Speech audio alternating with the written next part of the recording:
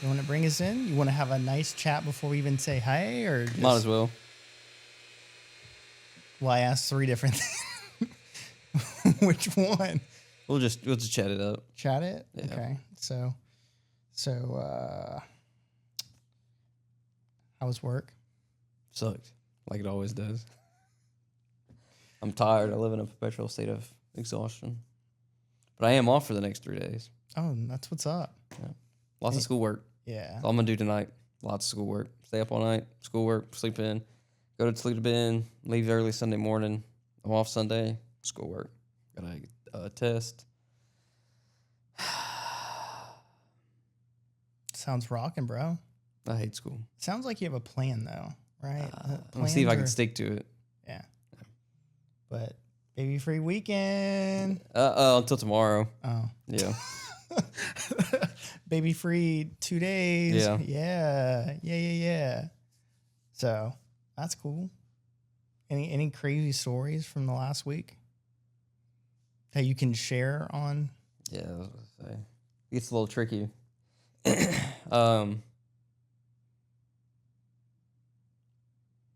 Man. I mean, nothing that I find crazy. Just the usual. Right.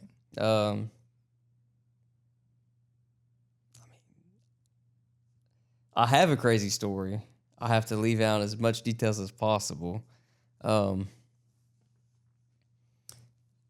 It didn't happen to me personally, but somebody that I work with coded somebody.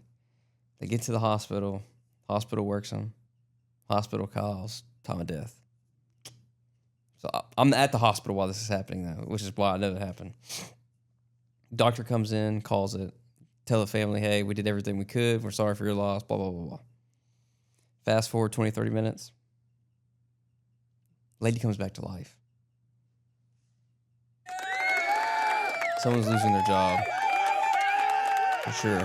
Hey, it could have been like all those books where they're like, I saw God and came back and... Yeah, I don't know. She's gonna see something. She's gonna see a lot of money in her future, too, when she files that lawsuit.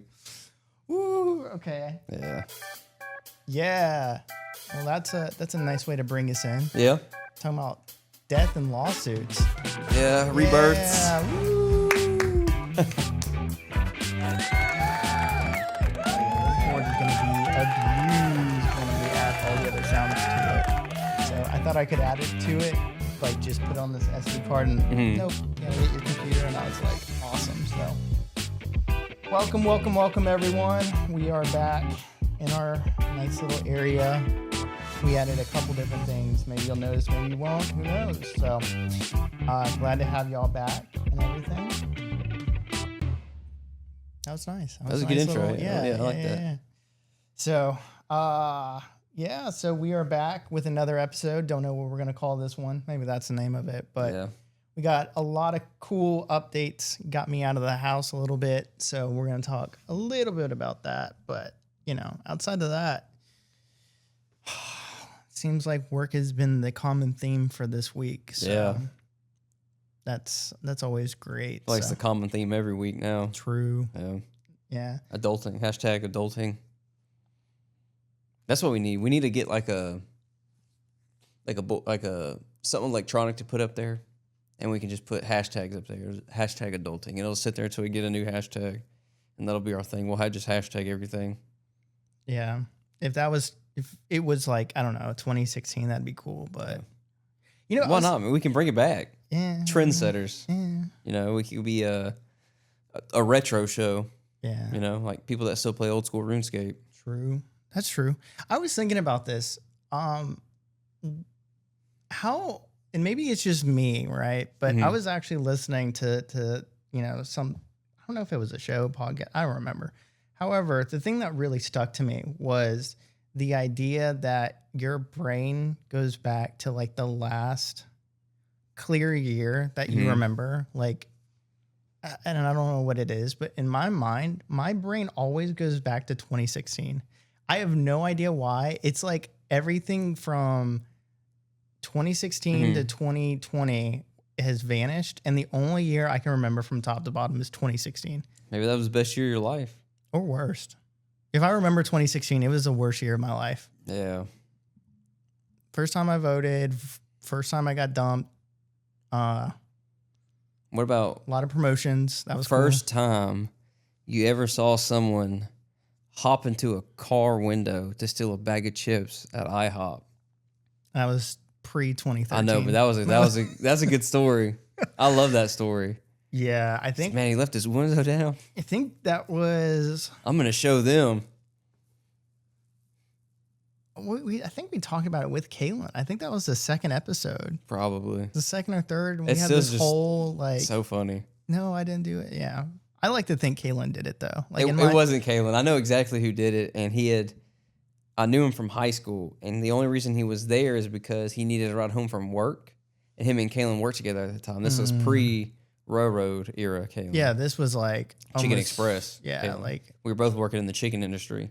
Yeah. And shout out to chicken. Yeah, and he brought that guy, and that guy left his window down, and there was a bag of chips. I don't even remember what kind of chips it was. I don't even think he ate the chips.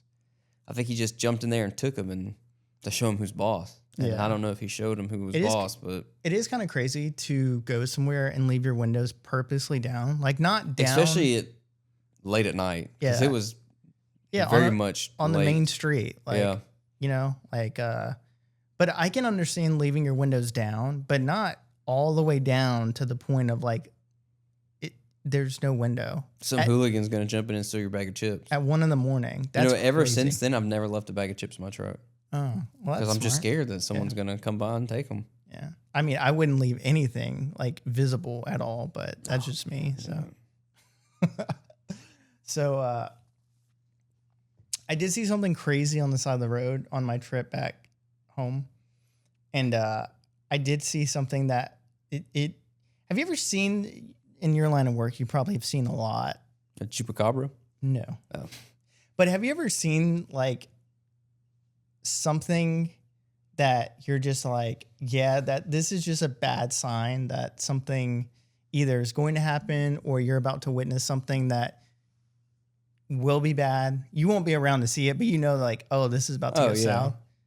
So on my way back, and I drive in the middle of nowhere. That's the majority of my drives. Like for anyone that's listening, anywhere outside of like the Natchez Trace and the hills that basically where the hills have like those types of deals, just like in the middle of nowhere.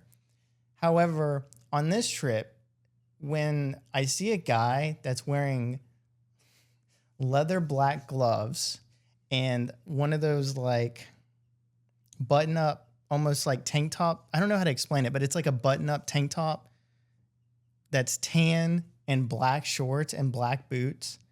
No bike around, no nothing. It's just a guy that's walking on the side of the road. I'm like, I feel like I'm witnessing a serial killer walk on the side of the road, and they haven't done anything yet. But in my mind, I'm like, he might have he might have been like a hitchhike killer. Dude. You would have stopped and picked him up, and we wouldn't be here. We'd be looking for you. Oh, no, I would never in a million bajillion years ever do that. Like, sometimes when I'm bored, I go just pick up hitchhikers. Like on the weekends, if I have the weekends off, I just go pick up hitchhikers. That's cool. Take them to their destination. Yeah, but it's like a free Uber. Yeah. I really just, I'm testing my luck. Yeah. That's good. Like you don't even do it to be a good person. You're just like, I just want to test. Yeah, I just want to see. I'm gonna gamble my. There's a study that said that we all walk past like a murderer or a serial killer once in our lifetime. So I'm just trying to speed up the odds. Yeah. And then like when I'm watching the Netflix documentary, I could be like, I gave that guy a ride or girl because I don't discriminate. That's Jeremy. Jeremy was in my car. Wow, he went on to do some crazy things. Yeah. And I'm glad I survived. So I saw that on the middle of the road or on the side of the road. I'm just like, it really did. I did have that thought of like, how many people really do you pass like on that you have no idea you have that no earthly idea. I can actually tell you the moment that, and this is going to sound really bad. So maybe I won't put this on YouTube, but I can tell you the exact moment that I had a hard left turn about people that are either hitchhikers or homeless people that are on the side of the road. And it actually happened here in Freeport. And this happened in 2018, I believe, but there was actually a married couple that picked somebody up by St. Vincent Mall, and they picked up some guy to take him to either to drop him off at his car or his house or something like that. And he ended up killing both the couple that just got married, killed them, put them in the trunk, and then lit the car on fire. That was the story that broke me, and I was like, okay. That's just like a normal Tuesday evening in Shreveport. True. I mean, I'm surprised it didn't get crazier. Well, there is actually something crazy going on right now. It's a local phenomenon that has just started to arise, but there has actually been 5 random people dead in their cars. Can we say dead? Well, see, luckily for the editor, me, I can actually see the title and I can just blank it out. It's awesome. I love the new updates, but they had been found deceased. What do they say? Moved unalived. on. Yeah, unalived. I hate that. It's so. And then he unalived himself. Yeah, it's like dog. That's a lot of syllables. Why not just say dead? I like passed away. Yeah. I don't know what it is, but I really don't like dead. They've moved on. Moved on to the next life. Next plane. Or maybe they're just. Maybe in the next life they're, Superman or Batman. Or a rock. Not the rock, a rock. Barack? Or he's filing defamation lawsuits right now, so I'm not naming him. Yeah. he's coming for him. But so it's just like this random thing that people are being found dead in their cars. And it's not due to heat, it's just like that. Yeah, see, that was my original theory is that, illegal substances could be involved because if there's one thing I've seen, people act crazy on, extracurricular activities that they partake in. Yeah. And I thought maybe they just passed out in the truck and it was too hot because it is hot. It's stupid I hot think now. I think earlier when I clocked the temperature it was like 742 degrees Fahrenheit or something like that. Yeah, that's too hot. Yeah. I don't go outside. Yeah. And I even know it's hot. Yeah. But no, I just thought that was like a crazy thing that's like starting to add up. Like, because at first I saw the one and then it was like, oh no, another person that was found in their car, not alive. And then a third. And now we're at 5. And I'm like, what is happening? And they're all in different locations. That's the weirdest part is like they're all just. And what's crazy to me though is that obviously, I see things behind the scenes. Right. You'd be surprised at like how much stuff doesn't make it into the news. Mm-hmm. Like, I'll tell somebody, what, oh man, you'll never believe what happened the other day at work. And they're like, what? That wasn't in the news? I'm like, yeah, it's just, I guess not, There are how many fires happen on a daily basis. And, I meant to ask you this, like, and this is like 2 years in the making. Mm-hmm. So that, and it's sorry to get really local, but I whatever, I don't care. Is it true that like one of the councilmen or whatever that was making the claim that there's all these house fires that are going on, and I don't remember if it was Cedar Grove or Highland or whatever. Is that like a true thing that is happening, that there's all these fires that are just going up consistently? All the time. You'd be surprised. There's multiple fires in the city every single day. Every single day. And you just be surprised because everyone's always like, oh, how often do you really fight fire? And I'm like, some people fight it every single shift. Yeah. There's people that fight 2-3 fires a shift, every single shift. And you just be surprised. Whether it's, car fires, grass fires, right, house fires, Yeah. But it's a lot more frequent than people think just because it's the news. The news shows what they're going to show. But it's a lot. It's conspiracy, because this is the second part of my question, right? And we're gonna get really into conspiracy. Not like, is COVID real? But the Earth is flat. But the conspiracy is that there's some arsonist that is running around in Shreveport Bossier causing. Is that like a real thing, or is I don't think so. So I fought a house fire one time that was arson, and when they did their investigation, they went all the way. I think they picked this person up in Arkansas and took them to jail. And arson's, you're serving prison time. Like, they don't play. And the fire marshals come out and do an investigation, and they tracked this person all the way to Arkansas and got them. That's so crazy. If they find any signs where they think it was arson or foul play, they're coming. They're coming, knocking at your door, because fire marshals are allowed to carry guns. Right. And they got badges. Yeah. I mean, I carry too, but off the record, Right. Right. Yeah. Let's bleep that out. Yeah. And then when I say it, put a redacted sign on my head, like like those old war photos. Yeah, I totally won't. That would be cool. Do the opposite and highlight your quote. Yeah. And put where you work. Yeah. I'll have no job next show. But I did read something that also really interesting. This may be the conspiracy part also. But I did read that there's a lot of firemen, fire chief, whatever. Is there a correct word for that? Just fire employees? Is that Firefighters? Right? Firefighters. There we go. Yeah. People in the fire service. People in the fire service. That there's actually a lot of arsonists in the fire department, not here locally, but like just in general. So actually, recently there was a guy. He's a fireman. I don't remember where it was. I didn't read the article too much, but he was arrested because that's what he was doing. Is before his shift, he would go and he would start these fires. That way, he could go fight them on shift and try to. That was his like ticket to glory, I guess. Is that he would go start these fires, go and fight them, and then that way he was always looking like a hero. Right. And then they caught on to him, and he's going to prison.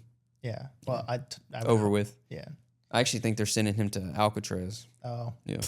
Yeah. It's over with for him. But yeah, I was reading stuff. Oh, he's going to the gulag. Oh. Yeah. Wow. He's got to fight for a second chance. Yeah. I hope he gets a good pool. Yeah, I don't think so. But yeah, I was really interested in kind of like how that kind of works because of the fact that it's, There are people, I don't know if it's ever happened locally, but I do know that there are, and they've got a name for it. For those guys, but they'll go and start fires and show up to fight them, so they look like fire dogs, as we call them. Nonsense, man. Look, the less work I have to do on shift, the better. Yeah, that's just how I get it. And people are always like, "Oh man, I bet you hate when it's not busy." And I'm like, do you really want it to be busy? Because then, people are losing lives, properties, they're sick, they're calling us on their worst days ever. They might not make it. And then they're like, "Oh, you've got a point." And I'm like, "Yeah, I know. I always have a point." Yeah, I know we look cool. And I'm always right. And we have the calendar. Which is why I have a Colt now. So I'll drop a link below. Yeah. Colton will put the link right here. And you can click it and join my cult. And it's a monthly fee, though. It's $100 a month. Yeah. It gives you access to my cult book. Yeah, it's totally legit. The Necromonicon. Yeah, no scam. And then, what you do is you go find 2 other people to get into the cult. And they give me $100. And I give you a cut of that back. And it sounds like a pyramid scheme, but it's not a pyramid scheme, I promise. It's a cult. Yeah. We're doing it for the greater good. Right. The logo is a pyramid, right? Yeah, that's a coincidence. Complete coincidence. Yeah. Like, it's the triangle is the strongest shape, which is what I was going for. Right. So it goes back to the Egyptians that were the most intelligent, right? Yeah. So we're just highlighting that. Well, the Egyptians had hope from aliens. Yeah, right. What do you think about the whole alien thing? Do you think that's just like not a cover up, but like a... It's about how the Pentagon's releasing all the files? Yeah. I don't know. I feel like sometimes they do things for attention and to sway, where we're looking. Not to sound too... don't conspiracy. Try not to. Okay, do that. Say that again, but don't say it with your country accent. Go. Good day, mate. Yeah. I don't know. there's no way that as vast as the universe is there's no other life form. There's just, I don't believe it. Because if you think about it, humankind we're just not smart. You know what's We're crazy? terrible, and we're destructive, and we're self-destructive. And they say that every civilization self-destructs at some point. Yeah, I mean, I believe that. But there's a trillion theories of, I just find it really funny. It's just like the timing. You know what I mean? Like, yeah. It kind of ruins it. Like, yeah, I want to believe this, but also this is like the worst time to tell me. Yeah. Like, it also was like, aliens. I see, because I don't even care about space. Yeah. Like, I care more about the ocean and like the fact that we live with this unexplored thing. Whatever's in the ocean can stay in the ocean. I don't like playing video games where I have to get in the ocean. I won't play Subnautica. When I played Ark, I stayed way away from the water. I don't like games where I have to go into deep bodies of water. See, I love it though. I love that. I don't like my interest for space, but before I got sidetracked, what all this alien stuff reminds me of is it reminds me of, do you remember Silly Bands and like all the rubber? Yes. It's like you're giving me all this stuff that is so an old trend that I'm just like, I don't care. Yeah, like, at this point, I'm like, aliens. It's almost like we know, like. Speaking of aliens and the whole, the aliens meme? No. What? I don't like memes. I don't goodness. I don't know if I've ever said this. I hate memes. Like memes to me. Where's the boo button at? Oh, you mean this one?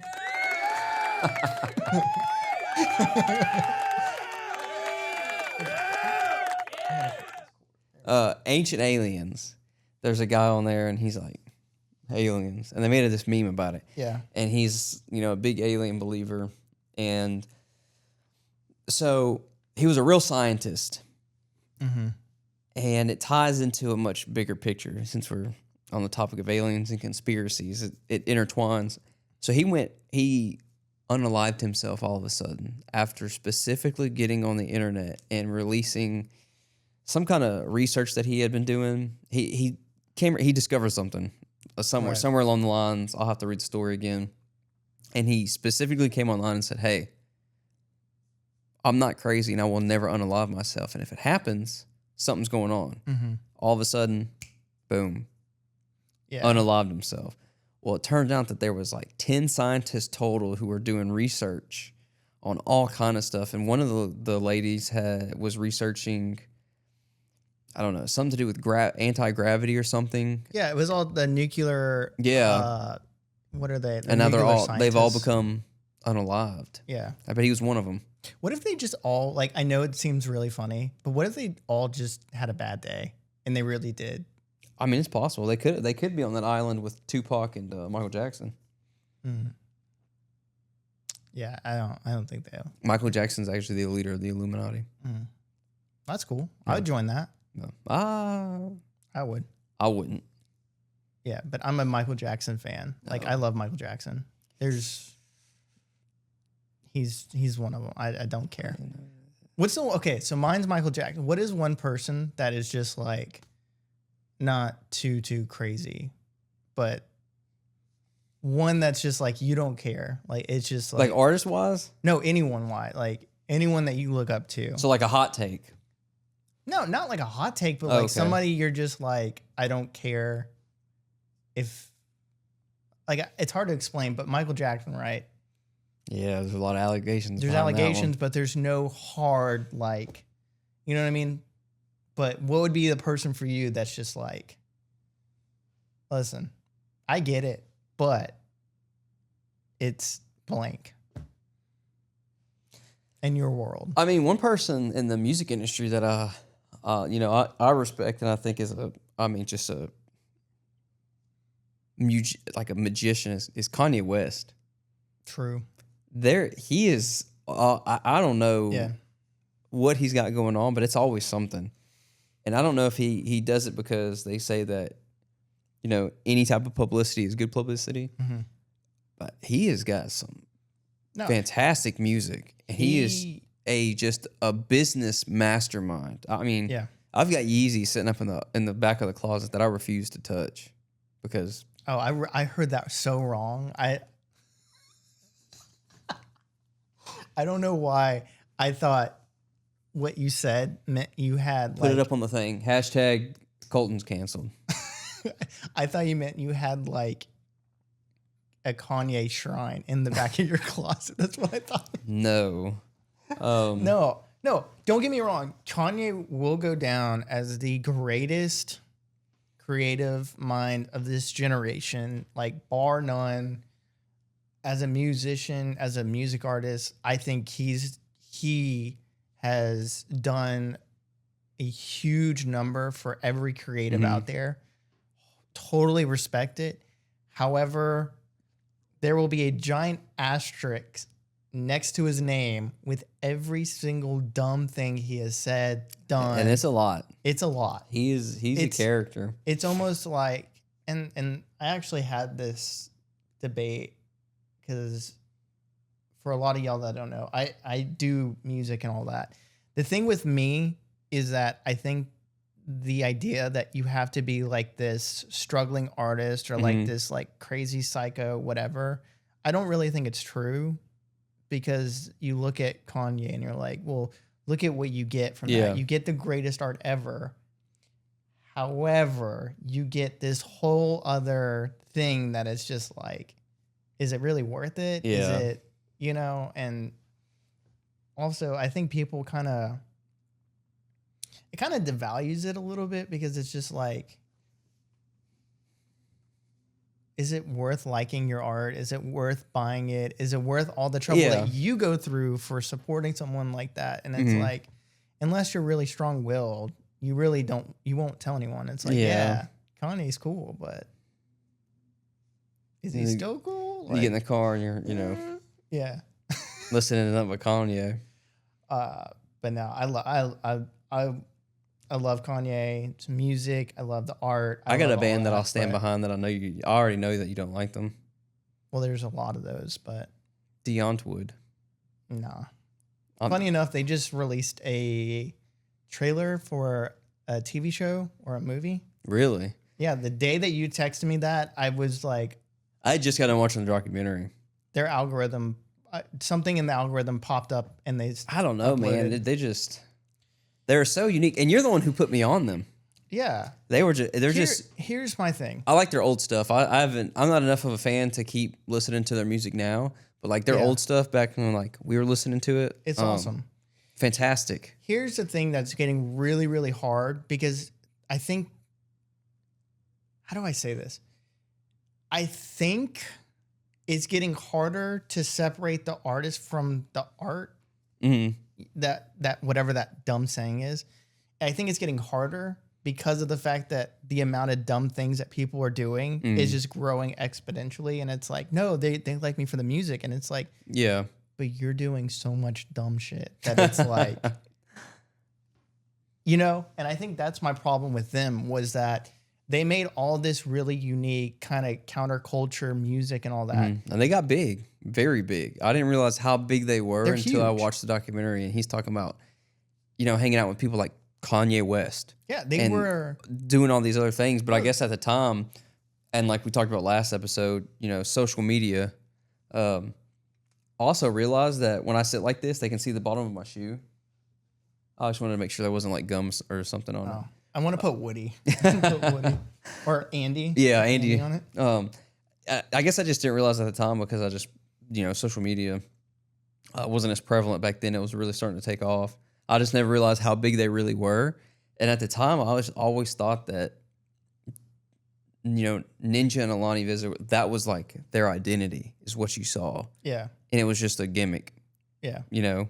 Do you want me to break the wall for you? I'm scared, man. You're going to ruin my idols. I mean, it really will. But, I mean, because what you're trained to do in the music industry, and really just being, and I'm not a celebrity, so I don't, but you learn all these things by being around and kind of rubbing elbows with everyone, is that the persona or the character that you put out is all manufactured. So, like, meeting a lot of the people in the music industry when I went to LA and talked to a lot of people, like, they legitimately are the counter of whatever they're putting out. Like, they're not, it's very I think out of all the people I met, there's only 2 people that are like legit. That's who they are as a person. Like, and I totally respect that and whatever. Just because there's so much money and there's so much at stake that if you don't fit that thing, then you are completely turned off. And going back to Diane Wood, whatever, their problem was that they put on this whole Zeph, and electronic music. It's called Plur, peace, love, unity, respect, whatever. However, the way that they actually move is so counter that it's like, honestly, I would rather you guys just have been absolute dickheads. And that was part of you. Like the South African gangsters that they, just be that. Projected themselves to be. Yeah, it's like, don't preach the whole unity and whatever. Yeah, I mean, I get that. And then I listen. They were unique though, man. That's my whole point. You don't need all the peace, love thing. Just be what you are. Like, it's not that hard to be. Have you seen what Ninja looks like right now? Yeah, I just saw him in the Oh yeah, that's right. I forgot you just said that. Yeah. Does he still have the long beard and the long hair? No, he looks like him, but just older. Oh, so in the documentary, he looks like Jesus. I hate to say it. Yeah. But he's got like this, or the modern day interpretation of what the Lord looked like. But he's got this long beard and he's got long hair. And I was like, who is this guy? I did never realize that they were married and had a kid, and the kid was in music videos, and it was just watching the documentary pieced a lot of stuff together. I can't remember if the documentary came before or after that whole thing blew up of their careers, basically. I can't remember. After, because it talked about them and the allegations. Yeah. So they were talking about it in the documentary. It came after. I think the documentary is only a year or two old. So initially what happened was that they took that kid in, the weird looking kid. He's in one of the music videos and he's crazy looking. He's got some kind of condition, and they took him in and they're raising him as his own. And apparently he was just off the walls, just a troublemaker, and was causing all this trouble and kept running away and getting into drugs and stuff. And when they cut him off from all these resources that they had, he came out with all these allegations. And so I mean, it's a double-edged sword. I mean, who do you believe? But really, there's 3 sides to every story. Their side, his side, and somewhere along the middle is the absolute truth. So, yeah, I think. And then they split up. Yeah, the only way that, and again, being that I've been in the position, is that not with allegations or whatever, but just being around people that had whatever. Yeah, is that the only way that I've been able to confirm people is it's not. It's kind of what you said, but it's really not the 3. It's more however other individuals were involved. You know what I mean? So it's not it's what I saw, right? And then whatever they say.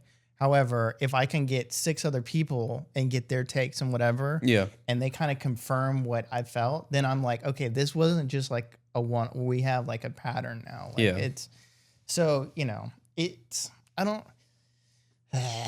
It's just, it's unfortunate, and I wish that more artists and more creatives were way more self-aware and way more honest with themselves. So that way, when things like this happen, it's not oh, I don't know. It's I think Ninja was talking about that at one point in the documentary, that they lived this Zeph lifestyle and these images of these people that they had created, that they were, that they got lost, and then eventually they split up. And I get it, because you're moving so fast and you're constantly thinking about the next, and you're never really thinking about the present. And the money that they were making was big money, so they're always thinking about the next. They're thinking about all that, and it's really easy to lose yourself, in the music, in the moment you own it. Yeah, you just lose it. And I think that's part of and I had this huge thing kind of with my parents about, because they're really religious and Christian and all that. No hate or anything at all. But there was a part where it's like you have to sell your soul to get whatever, right? And in my world and being on the other side of it for a bit was more so like, it's not really that you're selling your soul to like the devil or whatever. Yeah. But you're more so like giving up your values or your morals to become something else. And it's not really you. Because as you saw in the documentary, you're seeing the other side of like what happens when you And it was weird seeing them just sit there and have a conversation. Honest. And I'm like, being Ninja's quiet and timid. And I'm used to him, Zeph life. Yeah, being on the show, and he's just like, "Hey, DJ, high duff," and he's like, and him and Yolani are like eating bugs and looking crazy on the thing, and I mean they were creative masterminds at the time, but I think they're South Africa's most successful artists or something, and like the top 10 richest people in Africa, but money works differently over there. But. Probably was a were. Yeah. were. Yeah. But kind of not translating. What's the word I'm looking Transitioning. for? Transitioning. There we go. Kind of with something that happened to our Louisiana great, Dustin Poirier. Man, we all have bad days. I think. Yeah. And I think too is that, I mean, Dustin's been fighting. Shout out to Dustin, by the way, because I've met him. Fantastic person. He is a lot bigger in person than you would think he is. He's a massive man, gigantic human being. Like tall or just jacked or both. So like when he's not in a camp, because Dustin's fought at 155 for a long time. When he's not at fight camp, he's like 190, 200. He's a big old dude. But you see it a lot, especially in the fire service. You spend your whole life doing one thing, and then you stop, and you're like, well, who am I? And I think Dustin might be in a transition period himself where he's just, figuring stuff out. Yeah. He's no longer got that pressure on him to fight and perform and, stay in shape and do this and do that. So I think, he just had a bad day. It was crazy, though. This is how I know you're like my best friend. So, like, I guess the thing would be, right? Like, when you reach that point and that level of success and then it's over, right? And kind of where you were at with your wrestling and everything like that, and transitioning kind of almost to what I would say going back to reality, right? Because you're living that life and it's up and up and up, and then it's over, and it's like, okay, now we have to go back to reality of being like almost a semi-normal person, and what's next and everything. Yeah. But I mean, the thing that I was more so interested in is like, number one, I also know that when you get intoxicated, like that's not... Yeah, it's... Because there's a whole argument, is that really you or is that an amplication of you? Whatever. Yeah. And I think it's you're drunk, so you're actually speaking the truth, your unconscious truth. Yeah, and I think it may be a little bit of both, like, because I think part of you is what filters you have and, and I agree. Whatever. And I think Dustin has always been, to me, just a very standout, honest, whatever. And so to see him, like... be the reverse of that. He does a lot for like troubled youth and stuff in Lafayette. A lot. So to me, it wasn't really like he almost fought a cop. It was more so in my head. I'm thinking. I mean, come on. I think we've all wanted to fight one at some point. Come on now. There's a reason. I'm gonna have to say I'm a fireman. I'm not on the other side of the law. Yeah, no, I don't ever. You do you. I hope I never see you. You go over there. I stay over here.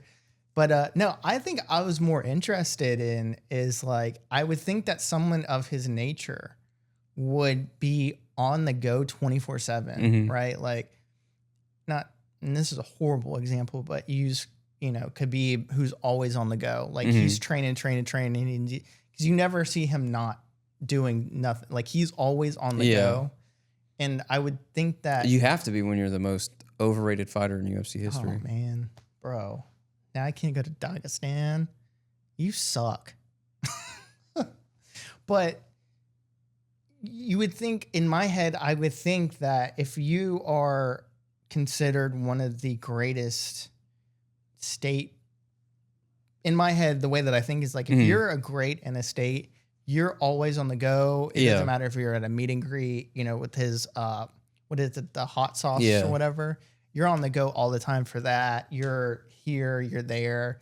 Almost, again, in a way, a not great comparison, but Conor McGregor with how he was with his, what was it? The Proper 12? Proper 12. Yeah. He's all over nonstop, right? And it's the same almost. Before he fell off the rocker?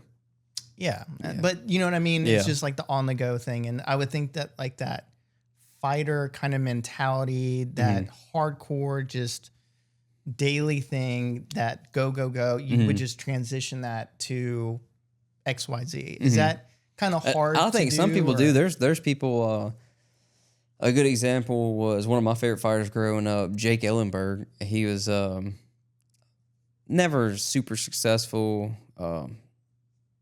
I think he came from the Ultimate Fighter, had a decent UFC career, you know, made good money, but he's just one of the guys that was, you know, got close to getting to the top, but never could quite get there. Called it, you know, a career, and I think he's a real estate agent now and is doing very well for himself. That's the dude from, is he from New York or New Jersey? I think he's from New Jersey. And he picked up that one fight. They called him like last minute to stand in, and he fought. Oh, I forgot who he fought, but he actually took it. He was the first. Was it Khabib he fought? And he took it all the way. He was the first fighter to go all the way to 5 rounds or something. I don't know if Jake ever fought Khabib. I may be thinking of somebody else, but he was a realtor or something like that and took up a fight at the last minute and lasted like, I can't remember who it was. I'm probably misremembering this person, but I just remember they fought one of the big figures and they were the first one to last 5 rounds or something, or whatever. But I think, again, you know what I'm really interested in?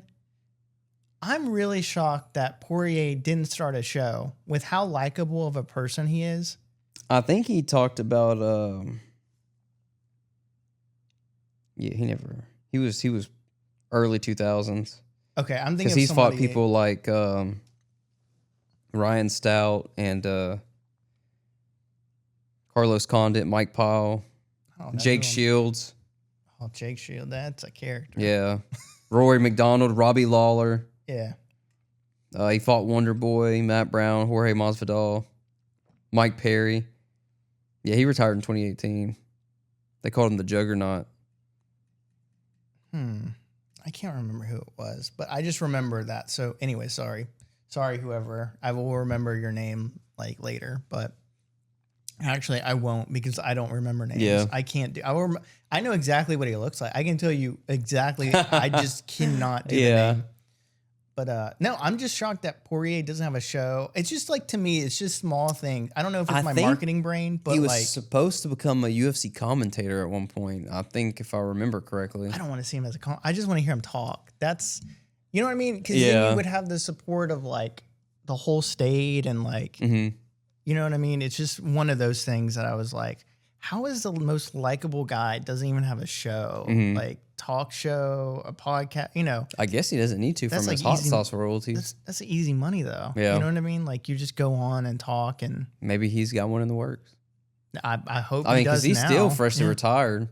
That would be such a great episode. You come back from all of this and everything. And that's like your first episode. That would be that's awesome. He still has one of the best walkouts. You know, but when he walked out last to Shine Bright Like a Diamond, I was like, this is it, boys. But shout out to Dustin Poirier. I hope you get all the help you need and everything like that. So maybe one day I can actually meet you. That'd be cool. You can crush my hand. That'd be cool. But no, really shout out to Dustin Poirier and everything. So, but kind of transitioning because that's a hard transition to get out of. But I know you didn't really know about what's going on with Sony, right? So to kind of tell and explain it a little bit, and it hurts my heart because I am a Sony fanboy, like diehard Sony camera, PSP, PS1, 2, 3, 4, 5. every exclusive you can get, Square Enix, like all that. I am Sony'd out, bro. Like Sony'd out. So there has been, I don't remember if we talked about it last episode, but Sony has been on a quite amazing run with getting, I don't know how to say this properly, but they have just been getting beat left, right, and center during all of the announcements from because they don't do conventions anymore. They do like the Nintendo conference thing, but it's not really a conference. It's just like a YouTube stream of like, here's all the games coming. So they got beat by Xbox, who I think the CEO, I can't remember her name, but she's came in and just revolutionized Xbox. She's supposedly rightly so. She's been killing it. Oh man, she's supposed to be speeding up the production on the new Elder Scrolls and Fallout game, so I'm hoping that happens. Yes, so she's killing it on that thing. They did the whole Xbox thing with the Halo. Yeah, the Halo is the other one. Yeah, so they're doing all that crazy, rebranding and all that. So got murked by Xbox. They stole Square Enix from them, so now it's no longer an exclusive with Sony. They're taking some of that, right? So they got robbed.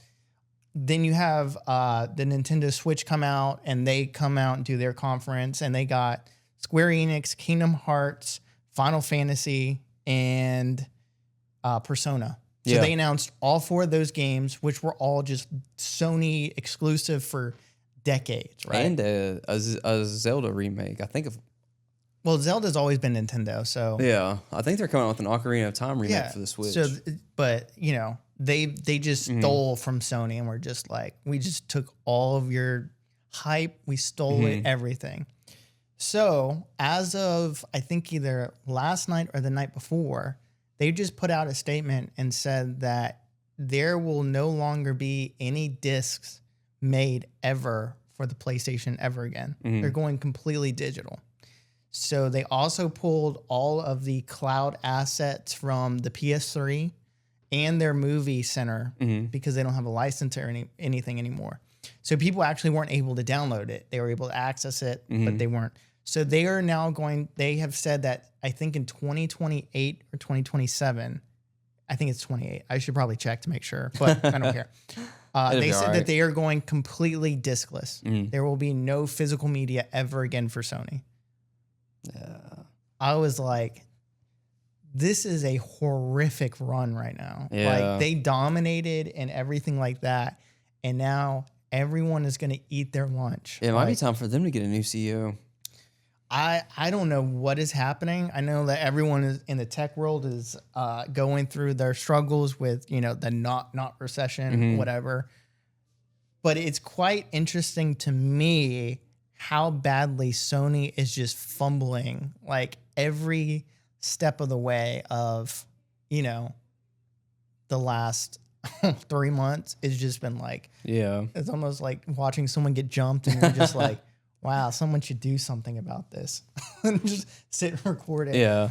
But I did think it was quite interesting that, also kind of tying it to GTA 6. I don't know if you've kept up with anything. Man, I gave up on that game 15 years ago when they announced it. That game's never coming out. So GTA 6, they're getting close to releasing it. That's They've what they been close for 3.5 years. So they said they're getting close. They're getting to the point where, it's starting to look real and all that stuff. However, so the, the pre-sales and all that stuff, some crazy stupid person said that they made $3 billion from pre-sales. And I'm like, $3 billion for a pre-sale for a game. That doesn't even make sense. Like, so check this one out. So you can get a deluxe package, standard package for $80 physical, but you don't get a disc for it. That's for good catch. Yeah, I don't know about that one. Also, why are games so expensive nowadays? I think, well, technically speaking, you can tie it to inflation and pay rate, and you have to figure it out. But I mean, because Baldur's Gate, man, I needed to go on sale, like big time sale. Come on now, I want to play. I'm not spending $80 for a game. Yeah, and then you've got these deluxe editions, which are $100, and I think it's Borderlands. I'd have to check, but there's a game that's got like a like some kind of deluxe edition. It's like $140. It's insane. Yeah, I can believe that though. Never. But I've also never been one of those people that collected like the collector's editions of things. The only games that I have the collector's editions of is Fallout 3 and Fallout 76. Because I thought it was going to be life-changing. January 2028. No ending all physical disc, just to clarify. So I was a year off. But no, I'm the same way. There's only 2 companies in the world that will get my money without, a second, like I'm not even thinking about it, is Final Fantasy and Kingdom Hearts. That's it. I was with you for a second, then I jumped ship. That was it. I just don't. Bro, I love the Final Fantasy games. Listen, I bought the Final Fantasy Remake Deluxe Edition. Mm-hmm. The disc didn't even work. This was brand new. It didn't even work. And my ass went and bought another copy of it just so I can play it. I'm that diehard. Like when you say Final Fantasy VII, I am in the trenches, like in it. Like I've already pre-ordered the what is it? The new one. Is it a remake of Advent Children? No, it's just the ending of 7. Oh, okay. They did in 3. It starts with an R. I need them to redo. Was it Dirge of Cerberus? They're doing 9 next, or that's the rumor is 9. But yeah, those 3 company get my money like immediately, and I'm not even really sold on 4. Like visually, I'm just not it. It just doesn't look good to me. Yeah, but they have my money. Like it's there. Man, the PlayStation 1 era Final Fantasy games were untouchable. Bro, untouchable. Those games were so good. Bro, I had it on PS1, I had it on PS2, and I had it on my Game Boy, and I had it on my PSP. My PSP, not the Vita, but the PSP. I had the one that was on PSP where you, where you play as Zack. Crisis Core? Yeah, Crisis Core. The cutscenes on that game were phenomenal. This is what's crazy to me, and this is like not to get too ranty, but the thing that I couldn't understand is because nobody really knows anything about Kingdom Hearts 4. All you know are like these small little cutscenes and that they showed. So like he's like in a what I would call a Final Fantasy world. Yeah. But it doesn't have the Final Fantasy graphics, and to me, it just throws everything off. I'm like, how is this supposed to be Final Fantasy, but everything looks rubbery? Yeah, like, it looks that makes plastic. sense. And I'm like, but then you look at Crisis Core and you look at all these other Final Fantasy games, so and it's good. like, how does it not look this good? Even when Final Fantasy made their untraditional games like Tactics, War of the Lions, Battle, and War for Ivor's. Oh. Yeah, the pixel and like and it just they still did so well in the cutscenes. But you know what's crazy? So because I travel a lot, I got a portable PlayStation thing and all that, or not PlayStation, a portable PC, and just because kind of my thinking was I need to get off of social media. I'm so connected internet. I need to stop and all that. So part of it was shifting into playing more games and reading more and all that. You used to hate playing games. Yeah. I remember when The Last of Us came out, you bought it and me and Kaylin played it so you could watch it. Yeah. I remember, and I had this conversation with somebody the other day about how some people prefer to just watch people play games so they can like be immersed in it without having to worry about it. And I brought that up because I specifically remember The Last of Us, and there was another game. I just don't remember what it was, but we would always come over and play in the game room. Yeah, and I was like, yeah, can you guys Hey, man, I got this new game, guys. And we'd be like, wow, we haven't got that game yet. And you're like, I need y'all to play it so I can watch. And we'd be I don't know what it is, bro. Okay. I don't know what it is. I'm still like that to this day. I have watched, this is so embarrassing. I have watched at least 40 to 50 walkthroughs of games, if not more. Just so you don't have to play them? This year. Yeah. Just so I don't know what it is. It's just like I can't. It's not that I'm not focused on the story, but it's like when you're active in it, it's like you're not really focused on the thing that's going on. You're focused on like the right. Yeah, and I guess that makes sense because honestly, video game wise, because it's hard nowadays for a game to really hold my attention, and I always find myself going back to the classics. So I have replayed Fallout 3 and Fallout New Vegas. Yeah. So many times. Same. It's ridiculous. And I feel like every time I play them, I'm finding new stuff or discovering new stuff because it's hard to, or Oblivion. When I replayed Oblivion, I'm like, I don't remember this being in the game. Yeah. And I think because you're so focused on the task at hand that sometimes you lose yourself in the immersion of the world. Yeah. And so a lot of times when you go back and replay it and maybe you play differently or do things differently, you go to the left instead of the right. Yeah. It's a whole new world. That's where I was going. So I got this portable PC, all that jazz. But one of the things that's like really, really strange to me in a good way is that playing all of these, because I bought every Final Fantasy game. Like I was like, I want to go all through these stories, whatever. The experience of playing it in your hand versus playing it through a console is so strange. It is like you run through the story of Final Fantasy VII, whatever, right? Yeah. 3-4 hours, right? In my Final Fantasy save right now, I have over 80 hours. Yeah. You're I'm one of those literally guys at that, the end of the game, and I'm still going of like, but it's just like this really weird experience of it being so close of like, I don't know what it is, but it's so much more like intimate, but like, it's like you're not rushed to do anything. I don't know if it's just like the old Game Boy, like Advance. It could or whatever, be because I played Final Fantasy Tactics War of the Lions on the PSP, and I played the dog mess out of that game.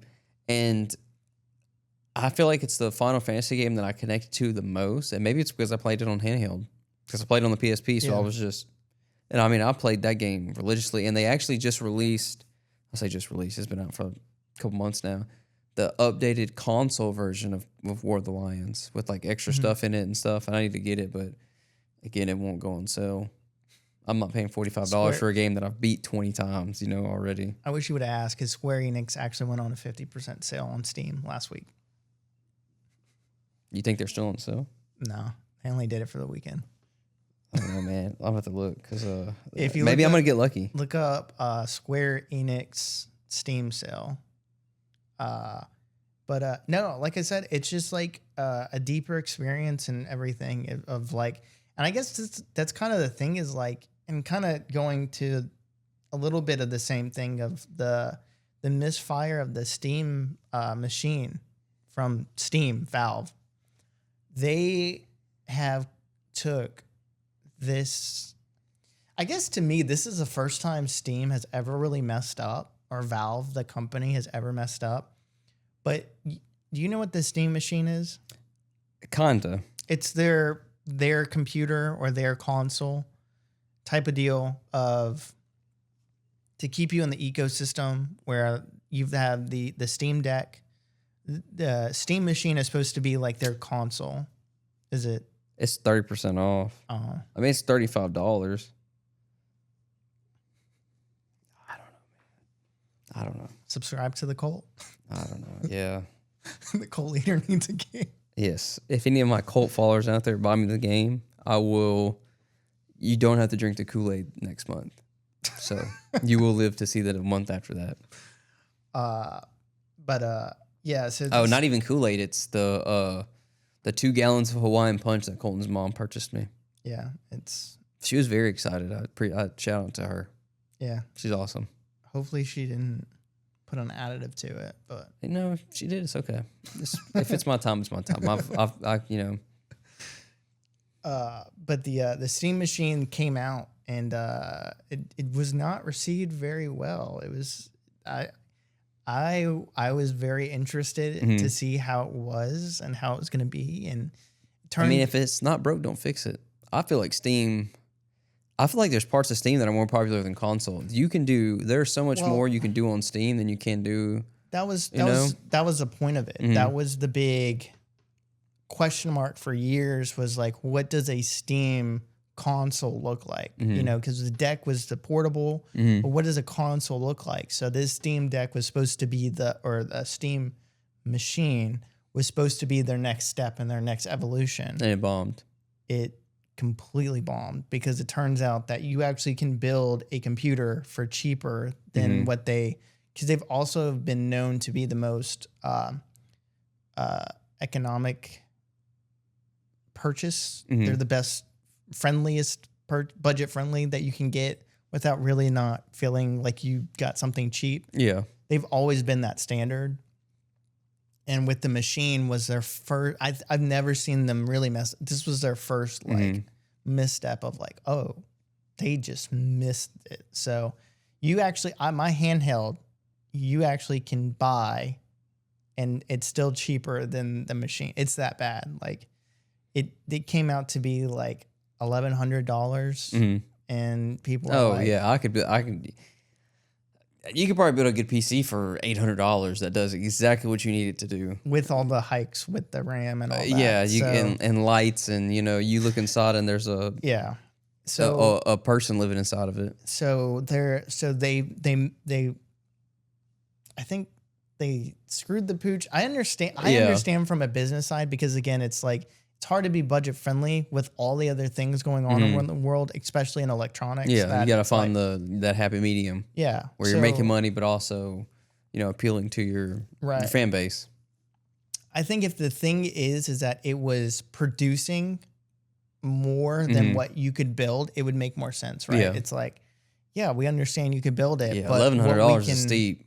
That's like, what else am I getting with this 1,100, right? Like if I'm a Steam person, I'd be like, you're right. It is the same price as building, but what else am I getting out of that I can't do myself, So they did that. And then the next kind of misstep actually happened a couple of days ago where, you know who D-Brand is?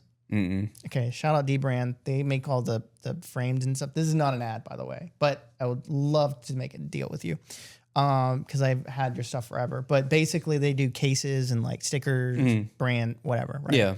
So they actually made a whole portal like design for the Steam thing. So the Steam machine has like all these cool like removable parts and everything. So someone actually made like an e-screen that looks like it's ink, but you can actually update it to do whatever. Yeah. Really cool stuff. So D-Brand made a whole portal design for the machine. So it looks like the cube, what is it called? All the boxes that you move and stuff like that in Portal the game, they basically made a whole case for it. Yeah. It looks just realistic. Even the controller looks portaled out like they just pulled it from the game. It looks amazing. And they just got a cease and desist from Steam about that. So so they're 2 for 2 for like really ruining the fun. I don't know.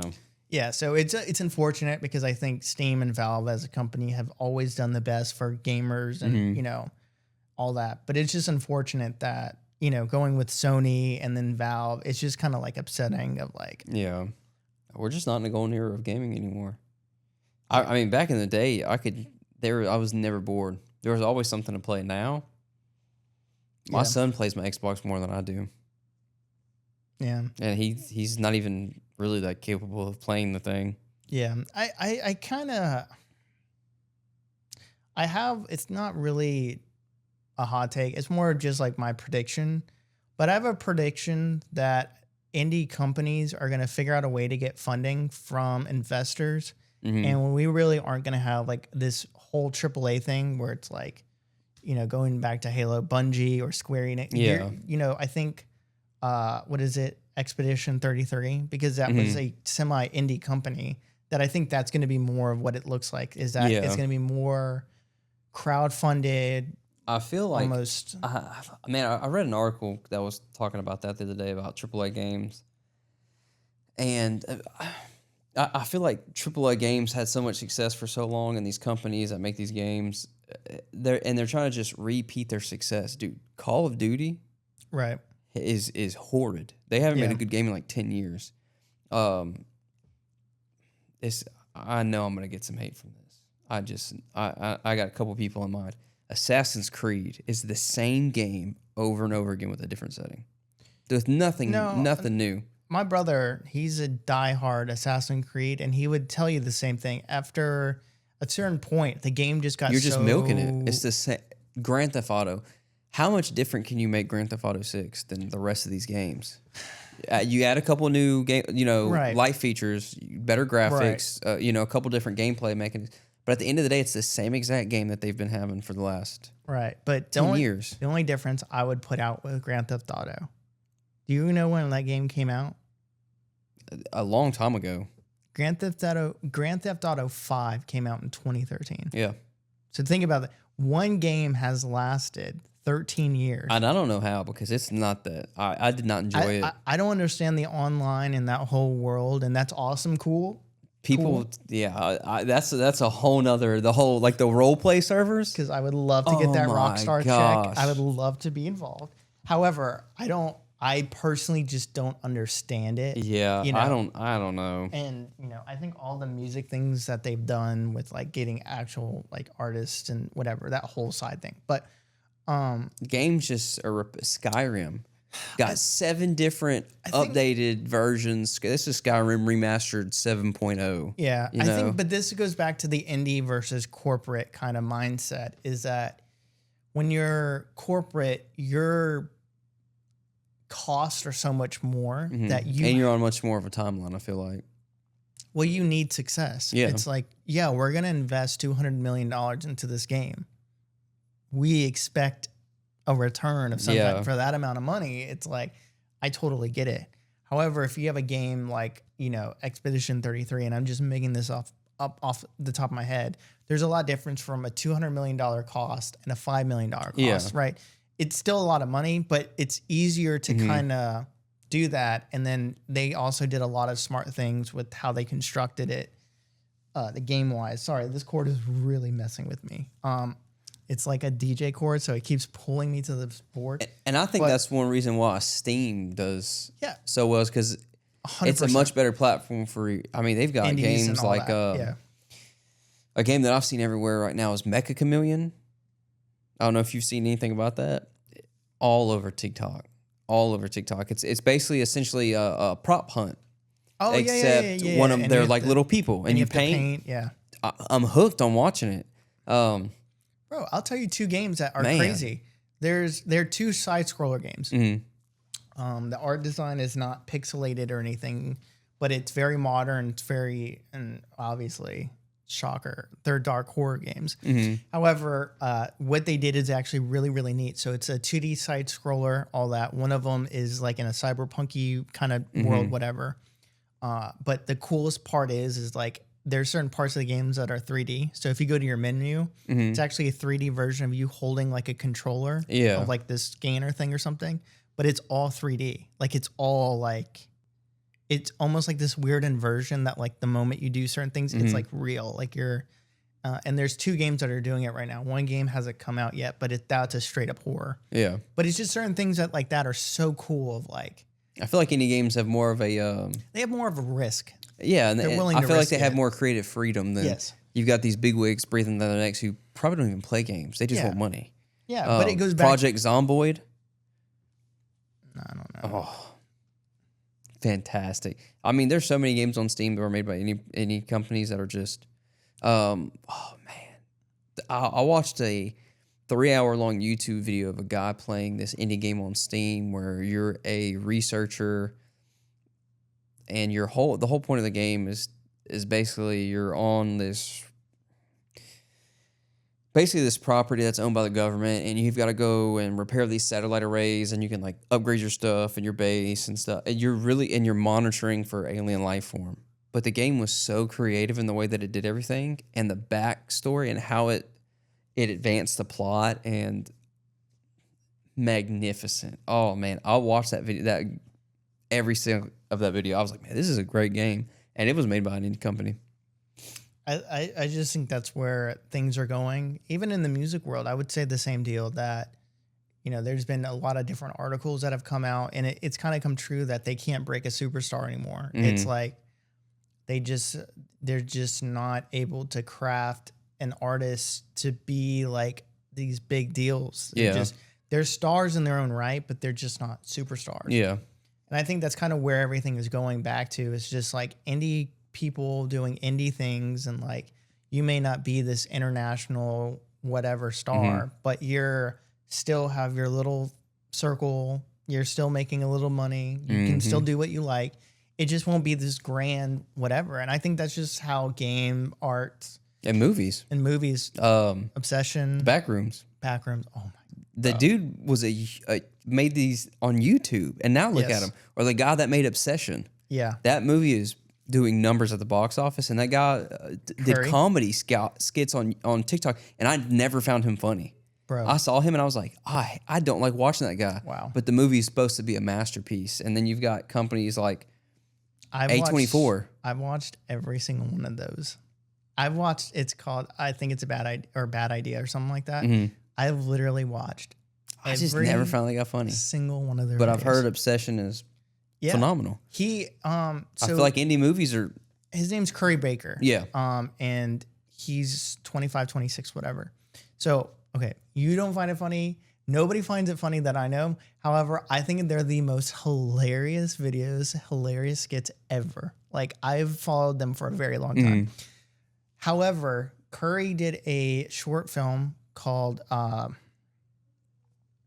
I hate not knowing names. I only remember his name because it's so unique. But it's something milk or whatever. And it's a short film. It's a short horror film. That is one of the best short films I've ever watched in my life. It is because it just takes you by surprise. And that's why I heard he did Obsession. I was like, okay, if he did it in that short film, oh my God, he's going to blow it away. Because it was so... I haven't watched Obsession yet, but I've heard... It's great. Great things. It's great. I might watch it tonight. We'll talk about it next... I'm a huge fan of Curry. Like Curry and Cooper. That's the other guy that he does everything with. I'm such a huge fan of him that it was just really cool to see someone come from YouTube and all that. And I feel like these indie movies and, these guys who aren't these, big, movie producing companies are making these movies that are blowing the big movies out because they're just milking these movie franchises. I have a hot take, and then we'll end it because you open up the door to let me do my reviews. So if you say that the Fast and Furious franchise is good, I'm just gonna leave. Bro, Fast and Furious 2 and Tokyo Drift is literally... After Tokyo Drift, that franchise should have ended. As I watched it as an adult, it's such a bad movie, but it made me love the 350Z, and why I have a 350Z is because of Tokyo Drift. So I will never speak negatively about it, but I will definitely say as a film, it's terrible. Yeah, but, they've milked it to death. But here's kind of what I think. And I had this talk with my dad because we were talking about something really strange, and it was about architecture and all that stuff. And I think where we're at as almost culture, society, whatever, is as an art person, right? We're really stuck in brutalism and all that and minimalism. And the reason why is because everything is so cost effective and we're trying to cut down to the budgets and all that, right? Yeah. So I totally get that. Got it, right. I still think that time is a flat circle and everything just repeats. And it's almost the way that I think of time is almost like a spiral, But what changes is there's a certain flare that once you start to hit that point again, it's the same thing, but it changes just a little bit. Yeah. And you continue this spiral up and all that. I think the way that we're going to change as a society, as a culture, and whatever, whether it's art, movie, architecture, whatever, is I think that there's going to be a time that we are going to focus less on costs and money and all that stuff. And it's going to be about what can we get out of? Yeah. What is the cultural thing we're going to get out of? And I go back to the old diners and how they were all so strange. And to me, rounded architecture is so strange to me because we're so used to square buildings and everything's so straight and everything minimal. being at a point. Yes. I think that with the younger generation and as we get older and they take hold of things, I think they're going to bring back all of the old kind of it's hard to explain now, but if you notice there's this yearning to go back to a lot more colorful things and a lot more enlarged, random objects, like the iPod mirrors, right? Yeah. They're gigantic things. And I think that as they kind of grow up and take control over things, that these companies now are going to alternate back to how it was with fun, colorful, Yeah. large.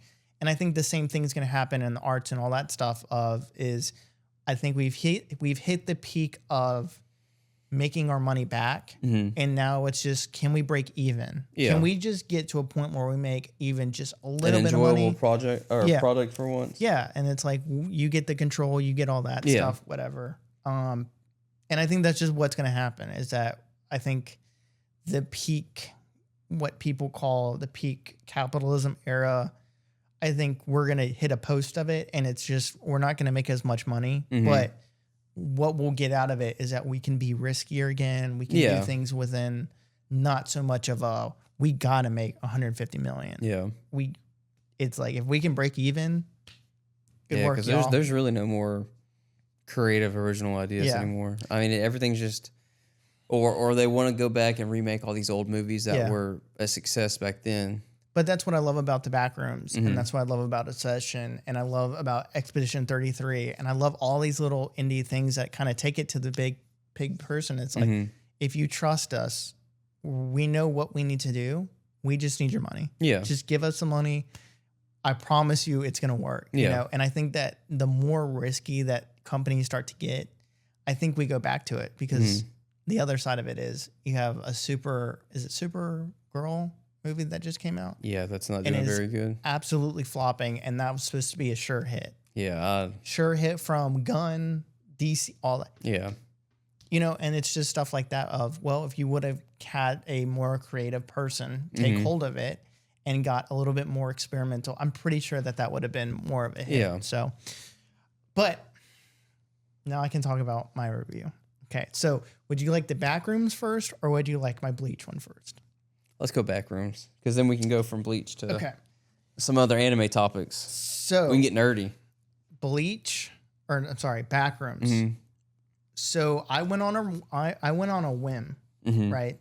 And one of the things that I'm getting older, and my mom getting older, and all that stuff, it's like figuring out who my mom is as a person, right? Yeah. So as I'm getting older, I'm realizing my mom really loves movies, right? And for me, being a hermit, being a crab, kind of doing this show again, I'm like, bro, I have to get back in the world. I got to get back out. I need to go see things. I need to go do things, you know, all those types of deal. Because I can be happy in my little box. Yeah. So I'm like, Mom, I heard you want to go to the movies. Do you want to go see the Backrooms? No, I don't want to see the Backrooms. It looks horrific. It looks scary. I'm going to get claustrophobic, all that. So I'm like, okay, well, if you want to go, let me know, because I'm going to go for the content anyways. Yeah. So she's like, let's go on a whim, because she's got mad ADHD. So she just changes her mind, like, blah, blah, blah.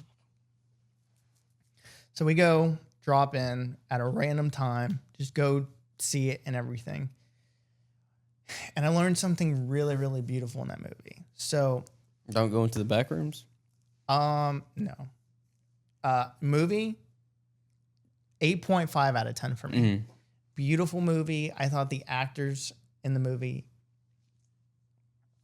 absolutely killed it. They sold me on it. I was so locked in. Like, it was just phenomenal. Yeah. Seeing the Backrooms in person, or them doing it in reality. It wasn't Blender. It wasn't anything. It was like in reality. The Backroom. It was awesome. The way that they tied in, giving you little bits of information from what we know of the Backrooms, seeing it in the movie, tying it together, giving it an actual story. Phenomenal. What I hated was the actual theater part. Yeah, I guess, yeah. So what absolutely killed it was the fact of there was somebody with body odor that was sitting around us, and it completely took me out of the movie. Yeah. I don't know what it was. I just could not focus. I had my shirt literally like this the whole time. I had my cologne spray. I was doing everything I could so I could just focus on the movie. And great story. I got to say, the only thing that I really hated was the first part of it. Starts off with a bang. Like, you start in, you're in, like, pah. Yeah. Oh, shit, we're here. Like, oh. And then it just kind of drags a little bit. But then the second and third half pick right back up. So So I get why they did it, but it was just that first part that kind of dragged a little bit too long. But overall, fantastic movie. However, theaters and people has made me realize how much that really does take away from the experience. And it's just certain things that I was just like, I'm in it. The crowd will make it or break it. Like, I mean, that's all there is. I was like, bro, this is horrific. Like, I couldn't focus anymore. But no, I will definitely be going to see it again. I have to see it again. Like there's a lot of little things that it's almost like Inception, but it's not. But there's little elements of it that if you don't catch it, that it's like you missed it. Yeah. So definitely we'll be going back to see it again. Phenomenal. If you haven't seen it, if y'all haven't seen it, I highly recommend seeing it in theaters because it just is an experience of seeing it on a giant screen. And it doesn't, there's a certain eeriness to it that just will not translate in a house. Yeah. And it's just one of those things that, you know. Yeah, I mean, movie theaters do a good job of making everything seem a little bit more submersive just because it's bigger. Yes. And seeing it just again, and I'm not a movie person, but just seeing it was like awesome. Yeah. So, kind of like seeing Bleach on the big screen. Okay. So, I'll start off with the opposite. So the crowd of people was not what I expected. It was very different than what I thought, and maybe that's just me being stereotypical. Yeah. But it was a very, very different crowd. And the easiest way I can explain it is you had okay, so I felt kind of lied to a little bit because of the fact that the theater that they showed it in was not the XT theater, like the big giant screen, whatever. Yeah. It was not in that. It was in a normal theater, right? So that kind of like took the oomph out, right? Yeah. So a lot smaller of a screen, a lot less seats, all that jazz. So the crowd that was in there was you had your white nerdy kids to be expected. And then you had all of these cool people just like show up. Yeah. 20, 30 minutes late into the film. Because what I found out, and I went and saw it with my brother, is that there was no trailers for Bleach. If it started at 4:45, that's when it was starting. Started at 4:40. Yeah. There was no trailers. There was nothing. So we were even 5 minutes late, even though we were there early. Yeah. Like we went and got popcorn and all that. We were still late for it, right? So all these other people kind of stroll in. They're all late, right? All cool people. I mean, they were all cool styled. I was like, what? I didn't expect that, right? Row in front of us, pure biker dude. Long beard, had the biker outfit. I was like, what the hell? He's lost. Person in front of them, rich white couple. I mean, they had a blanket. I mean, she looked beautiful. He looked beautiful. They were just like, I was like, what is going on? Well, I mean, you got to think too, when Bleach came out, they were probably half the age that they were now. I don't know. Well, they were older. So that was the other weird part, was like, they were older, rich white people. Yeah. Like, so it was just like, I was trying to understand this crowd. I was like, I didn't know that Bleach had this kind of pool. Like, yeah. Cause so we went and saw, it was like the 5 o'clock showing, and then there was one at 8 o'clock. So I think we went on a Monday. Was it Monday or Tuesday? We were supposed to shoot or something. Was it Tuesday? It was the last day. I know it was the last day. It was in theaters. Man, I don't remember. So my days. The only reason I'm asking is because it was the last day, right? So it was out of theaters, all that jazz. So I looked a day prior, and it was like 1 or 2 tickets were sold, right? The next day I go, and the whole 8 o'clock is sold out. I was like, oh, yeah. I guess I'm going at 5 o'clock today, right? So anyway, so going back to the crowd, I didn't expect the pool. So I can only imagine what the 8 o'clock show was like. But it was just like complete random walks of life. Very, very different crowd. Funny enough, no body odor, no nothing. Yeah. Everyone smelled really nice. Everyone was great. So here's where my review really starts a bit. the way that they marketed it was that this was going to be to me, the way that I understood it was that this was going to be the end of Bleach, or we were getting close to Bleach. Yeah. What it was 3 episodes simultaneously with no credits obviously towards the end. Yeah. And that's what it was. It was 3 episodes of... But that's the trend in anime movies. Demon Slayer did it. My Hero, Jujutsu Kaisen. See, and that's just me being, I guess, uneducated, because I guess I've never seen it. I just would watch it. But I thought it was going to be an hour and a half, almost like a part 1 of an hour and a half of just straight, not even act, but just straight anime movie. Yeah. And then part 2 was going to be that, right? So, number 1, it was absolutely fascinating to see an anime on a movie theater screen. That was my first take, was like, wow, this is crazy. My second take was, it was also eerily quiet. And what I mean is that I guess when you're watching it on a phone or a TV screen or whatever, you hear like the sounds and all that stuff. Yeah. In a movie theater, it's not as pronounced. So a lot of it is like almost dead silent. It was really, it's hard to explain. Yeah. There was no music. There was no dialogue, or when it was, you would hear it. I'm not saying you couldn't hear it, but it was just eerily quiet. You could hear a theater next to it, and you could hear just it going nonstop. And it wasn't an action movie or whatever, but it was just like the anime was just really quiet. Like, I was like, that's really strange. Like, I would expect to hear like, and like all the, but it was just, it wasn't, it was quiet. My third thing is that the animation was absolutely beautiful. Never in a doubt crossed my mind. It was going to be phenomenal, beautiful. The thing that I love that my brother, who watches 20 times the anime that we have ever watched, didn't pick up, is that there was no epilepsy filter. And what that is, you know what that is? Isn't that where it stops? It stops flashing lights?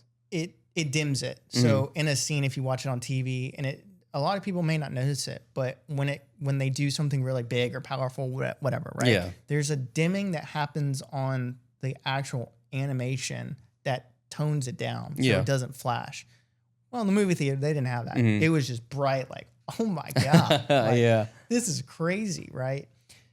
So that was my third thing. My fourth thing is that when you see an anime movie, you actually want to sit closer to the screen, because it's actually the inverse of watching a movie, because of the fact that the way that we were sitting, we actually had to lean a little bit over to see the bottom of the screen. Yeah, and read the subtitles. Yeah. So you actually had to do a little bit leaning. So you actually want to sit as close as you can to see just everything. The whole screen, yeah. Yeah. That makes sense. That was my fourth thing. It was absolutely amazing to see Urahara's Bankai on a giant movie screen and hear him. Because that's been a long time coming. My goat, bro. My goat. It was so phenomenal to see it in person and see it on that screen. I just got complete chills, and I was like, oh my God, we're here. My goat. It's only been 20 years. My goat is finally here. So seeing that on screen, seeing it animated, hearing the sounds of the woman that comes out, I mean, it was just like, oh my God, bro. It was so euphoric. I was like, this is just the craziest thing ever, right? Now, the big talk from everyone. Yorichi's yams. Yorichi. I saw the image. Was it was a lot. Yeah. It was. It's fan service. That's exactly what it is. The only thing that I think that may also, and now that I'm thinking about this as I'm talking, there actually wasn't any explanation. And like, you typically you get like here's kind of what happened, like a recap. There was no recap. You're there. Yeah. Right? It's just like, oh, we're here. We're ready to rock. Like, so if you did not watch the episode, I think it started at 41. if you didn't watch episode 40, it literally cuts Picks up right where it ends. Right there. So Yorichi's animation got all the budget. Like all the budget. It was very intense. It was the ultimate fan service. Bro, I mean, it was a lot. And especially on a bigger screen. Yeah. It was very, very enlarged in a lot of different ways. But I think that they executed it very, very, very well. The fan service side of it did so well that some guy divorced his wife. Yeah. I can totally see, not me personally, I can definitely see why he did. If you're into hentai and that whole lifestyle. Waifus. Totally get that. Got it. That movie will definitely make you want to divorce your wife or your spouse, whatever. So the shocking part about that is that was only 5 minutes. Out of the whole movie, that whole scene is only 5 minutes.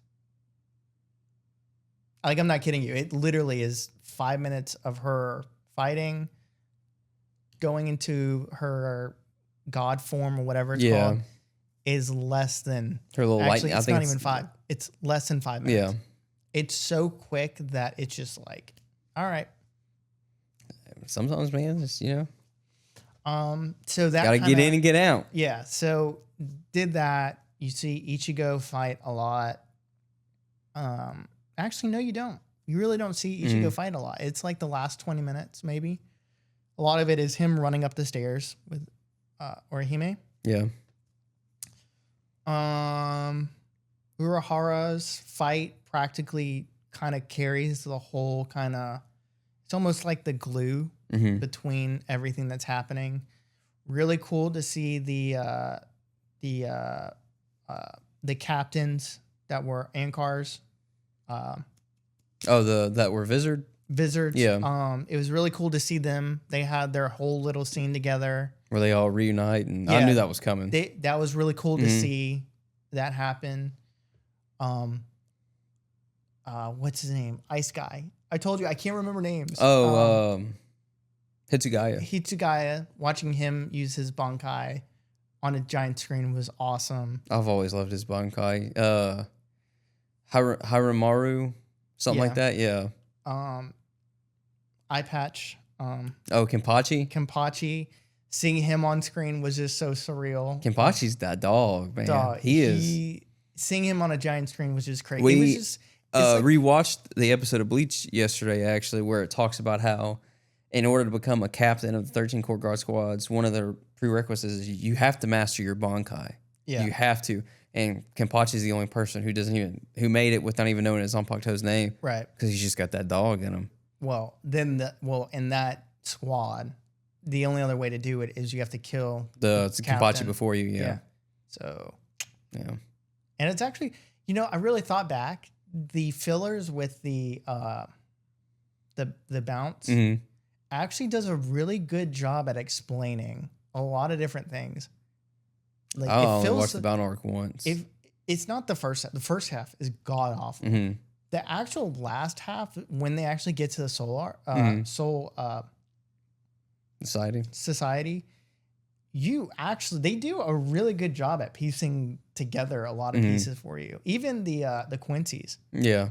They did a really good job. Like, thinking about it, like, in retrospect, they did a really good job. Like, it was like, wow, that actually filled a lot of the gaps up. But Uryu, dog, it was crazy to see him on screen too, with his whole the Quincy, whatever the power up is called. I can't explain it. It's a German. It sounds very German. and it's all their techniques are German, and it messes me up. Yeah. But it was crazy beautiful. The Sternritters are the name of their group. Yeah, it starts with an A. Is it H? It's whatever that. I know I seem like not a fan, but when I'm dead serious when I say I can't remember names. I'm dead serious. But it was beautiful to see him on screen. His fight and the guy with the long blonde hair Oh yeah, with the sword. You see like the beginning in the middle of their fight, and then it just completely cuts, so you don't really know whatever. But kind of to wrap that review up is that it ends very abruptly, and it ended so abruptly that no one in the theater knew what was going on. It was that bad. Like, it was like everyone's looking at each other like, is that it? Because it just cuts to credits. Like, so you hear all that, and that was also so rare to hear all the music from Bleach and all that. But it just because I know for a fact they played the song from Bleach. The they played that like 7 times. They played that a million times during the whole series. You'll never hear that song anywhere else. And my we were watching at the station yesterday. My captain's like, "Why do they always play that song?" I'm like, "Dude, you might as well get used to it. You got 300 more episodes to go, and that's all I got. And then a new season, and that is their song. Yeah. Every time Ichigo's getting ready to fight, action. So they played all the songs at the end of it, but it was so abrupt that it cuts. I'm sorry. So I'm gonna go backward. So Uryu is fighting. Or not Uryu. Ichigo is fighting Yabaha. Yeah, Urabara. That guy. What throws me off is it's not spelled anywhere. It's Yuabaha. It's YWACH. Yeah. And it's the weirdest name. So Yuabaha. Yeah. So they fight, and obviously all the stuff is going on, and Orihime is just like dog walking Yuabaha. She's just tanking everything, just like. Yeah, I saw something earlier. It was talking about how her new feed is. Bro, absolutely underrated. Like, I think I read something that if she was able to, I guess it's like this weird filter that she has for the love of people and love of Ichigo. If she was able to shed that, she'd be the most broken character. I believe it. In that doesn't her power like defy? She's like everything. She's almost, in my eyes, the controller of reality, because she just rejects it. So she literally you could be dead, and she's like, I can bring you back. Bro, with my, so she's going through and just tanking it left and right, and just nope, I reject. Suck it. Just completely tanking it. And Yuabaha's like, interesting. Like, I knew you were going to be here, right? Oh, yeah, because he sees everything. So he sees everything. So, but basically, the way that it ends is Yuabaha is just trashing Ichigo, right? So Ichigo has all this stuff, and he's fighting left and right, whatever. So the way that it ends, do you want to get spoiled or not? Because all the episodes are releasing on July 25th. That also kind of ruined it a little bit. Was like, so you just get a month. You get a month ahead preview for $20. Okay. Whatever. So the way that it ends is that there's a moment where Orihime touches Ichigo, and she says, wait. And it's like supposed to be 2 seconds, but of course they drag it out, right? Yeah. Goes back in time, and it shows them and like all their So they're fighting all that, and Ichigo or Hime's like, you're being so reckless, but when I touched you, like you actually were in the present and you were here and all that. And he's like, yeah, I was waiting for somebody to show up, and then out of fucking nowhere, the screen just like lights up. I'm like, and Aizen shows up. Who's here, right? And then all of a sudden you just see it like Orihime, I guess, casted whatever. Yeah. And you just slowly see Ichigo gets up, and he's in his final form with the horn and all that, and it ends. That sounds about right. And then it cuts to Ichigo just running, and it said, next time on Bleach, we're reaching the climax of the Thousand Blood War. And then it cuts again, and then it's credits. Me and Kay looked at each other. Me and the girl looked at each other. We're like, that's it. Like, that literally is how it ends. Yeah. So everybody stays after the credits, like maybe hoping for some hidden scene, whatever, right? And nope, it is a intimate interview with the director, the animator, and Kubo. and they're just talking about animation and everything, and we're like, ooh, throwing tomatoes at the screen. The girl next to me asked me, she's like, hey, you know, my boyfriend's trying to leave, but do you know what the hell is happening? And I'm like, no, this is the first time I'm seeing it. I have no idea. And I was like, I think they're just going to talk about animation and all that. In my head, I'm thinking about kind of the news that broke that we'll talk about just a little bit. I was hoping that they were going to talk about something about the Hell Arc that is supposed to be like Bleach 2 and all that. Zero. It's literally about animation and Yoruichi and how they animated all the depth in her eyes yams. And nothing.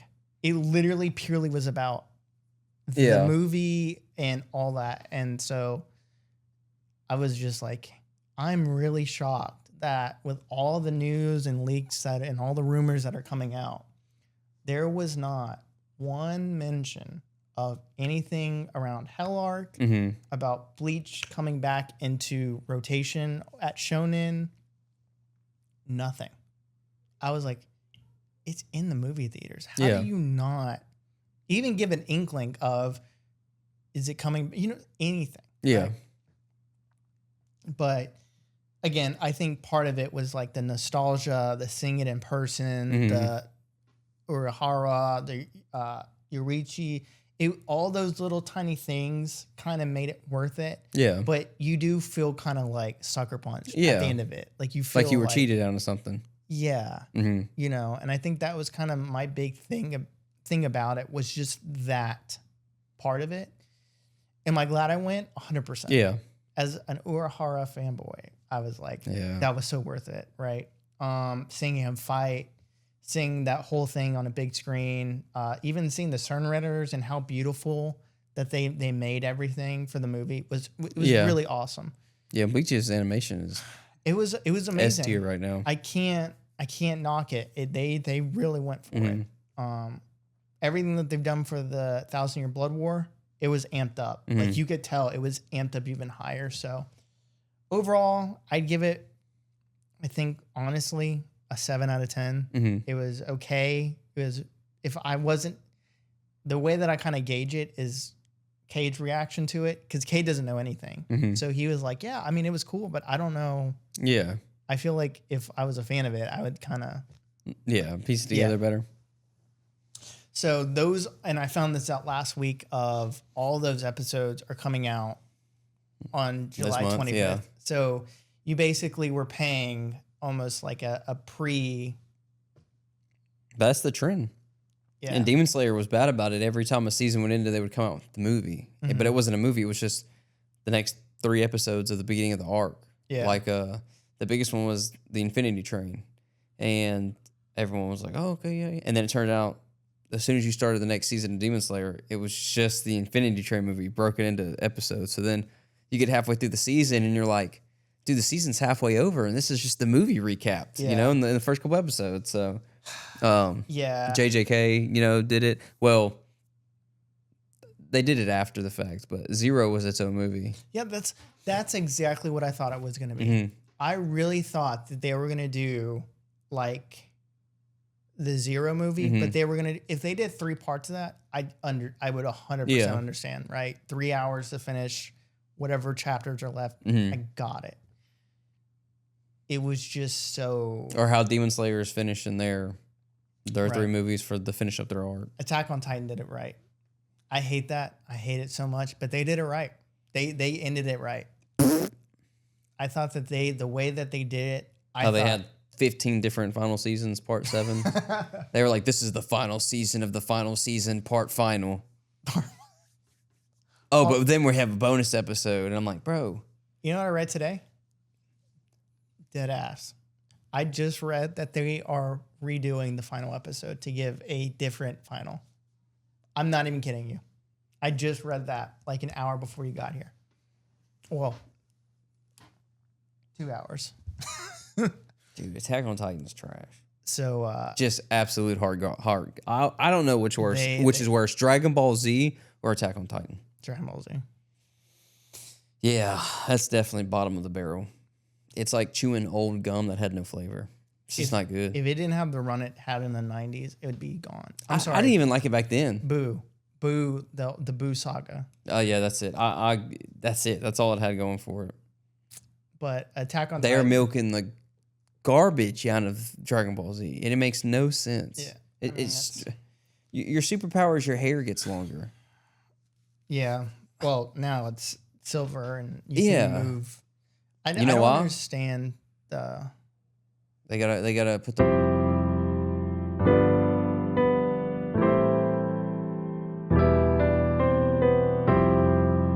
Guess what? That won't see the The final cut. that won't. No, but I didn't understand how, out of all the insanity, like his big moment was.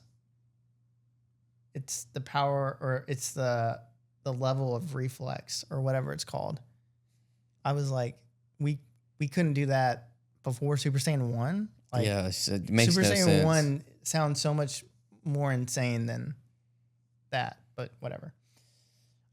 So breaking into other parts into the anime world, you Yeah. know, we didn't really get fed on the game side, but on anime world, it seems like the anime gods and heavens have There's a lot coming. oh a lot my coming. God. We'll have to oh do a whole breakdown seriously, next episode I thought because we were there's a gonna lot that we could cover. No, I thought we were gonna get in this one, bro. We're gonna have to take a whole new episode to cover it.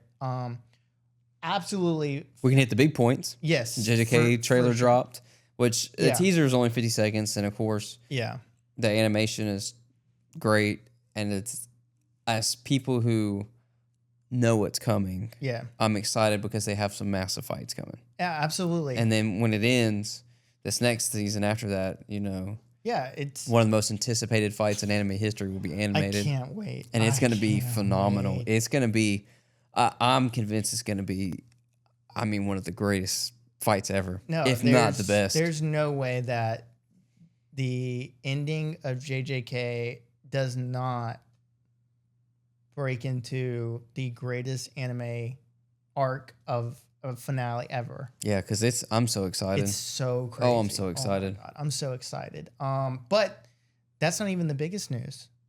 The biggest news, well, it depends.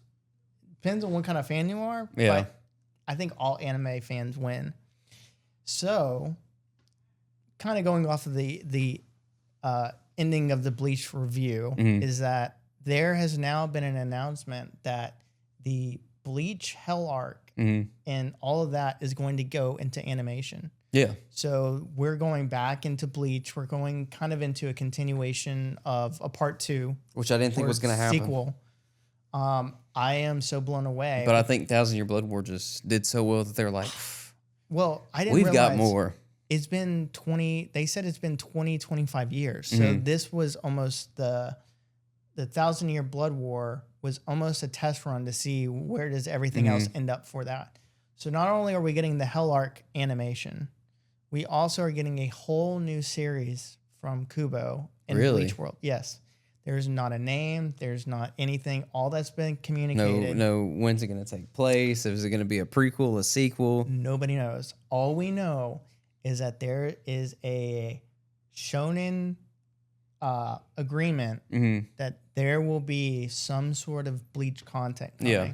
So I am so excited to see what a modern day Where Bleach. is Soul World? That's what I want to know. It's going to be phenomenal. I'm very excited. Hopefully we don't I don't think we will, because I think Kubo does a really, really, really good job with how he does things. Mhm. But, you know, that whole ordeal, amazing. How I'm upset so- would you be if they said, hey, here's the announcement. We're going to reanimate the Bound arc.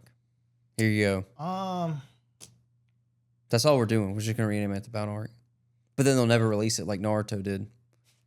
You remember the 4 episodes that they reanimated Yeah. and never released? But they're like, hey, here's this 9-minute trailer. Here's this 9-minute video of the reanimated fights. And you're like, dude, this is beautiful. And they're like, yeah, but we're never going to give y'all the actual thing. No. I mean, I think if they did, I'd be like, okay, I get it, but like I might watch we could do that with like that other filler with the captain that took over. That would be more of a cool, but no, I'm super excited as a Bleach fan. I am so thrilled we get to go back to the Soul Society, that whole world. I'm dumb excited for. I'm excited for the Hell arc because a lot of people don't know that a lot of old villains are going to come back. Yes, because they're warped. Yes, and I think that's going to be so cool to revisit. These iconic characters. Yes. It's going to be so. It's going to be awesome. So speaking of iconic characters, super iconic, and the way that they just stealth bombed it. Yeah, I was not expecting it at all. Probably one of the greatest, just like, hey, by the way, check this out. Flex of just like, hey, by the way, one of the biggest anime mangas of all time, and we're just gonna like act so nonchalant. Like, we're gonna shadow drop. By the way, we're just gonna shadow drop a trailer, and then not only are we gonna do that, here's the first chapter of it. Have so much fun. Yeah. Hunter x Hunter is back. There has been rumors. There has been also on my list of top 5 worst animes of all time. Just, I mean, iconic. I mean, when we say big 3, I don't know how Hunter x Hunter never makes into it, right? It almost is like it transcends it because, to me. Because like, here's the big 3, and then Hunter x Hunter was like, yeah, it's almost like it doesn't. But then you think about it, and you're like, how? It's still falling. My hands won't go down that low, but it's still down there. It's down there with Dragon Ball Z for me. I hated Hunter x Hunter. There's nothing about that show that I liked. Hunter was so good, but Hunter x Hunter is back. It is. I mean, the first chapter dropped, and it's been going nuts. I just this morning saw people reading the spoiler, leak. So I mean, it's back, and the biggest rumor is that not only is it coming back, they're also animating it in real time. And not only are they animating it in real time, they're bringing back all the original people that worked on the first anime. They're bringing them all back to animate it. And it is, wow. I just love There's a saying, though, that goes, you can dress poop up, but at the end of the day, it's still poop. Nah, no. I won't. I'm not going to watch it. I won't be partaking. I'll be watching Cyberpunk Edgerunners, too. Yeah. So I can watch the dystopian cyberpunk version of Team 7 from Naruto. Listen, because that's exactly what we got. That's cool. However, I'm going to go to Hunter x Hunter and watch assassins fight each other and, do all that. You got kids fighting clowns who like to touch kids. All right. Well, see, that's just one character. And then you've got... You don't even know, though. Dude, you don't even know. What's his name? The Ninja Turtle guy. The Ninja Turtle guy. Dude's a superpowered Ninja Turtle. Yeah, but it's cool. He's a wannabe Frieza. But he died, so... Yeah, and he made friends with a blonde girl who played chess. Yeah. I'm sorry. Gon's superpower form was a wannabe Goku. Bro. His hair got long. It didn't even change color. It could have at least changed colors. No. It was garbage. No. Hot garbage. It absolutely... I wouldn't even put it in my garbage can. It absolutely changed the game, and I'm so glad it's back. I'm very, very excited to read the chapter tonight and figure out what is going on. Where are we going with this now? Second half of the story. The next episode, when we get back on Hunter x Hunter, I'm going to put a scarecrow right here with headphones on, and you can talk to him. Okay, so if it's a lot better than what you think, are you going to eat your words? No. I'm not, because I'm not going to pretend. I have nothing to do with Hunter x Hunter. This was me and Kaylin's biggest argument, because Hunter x Hunter, he lives by Hunter x Hunter. Yeah, it's phenomenal. I guess I'll have to continue that fight, but it's a phenomenal story. It's a phenomenal character. It's phenomenal power structure. It's phenomenal in its own right. I mean, there's no other way to say it. It's just phenomenal.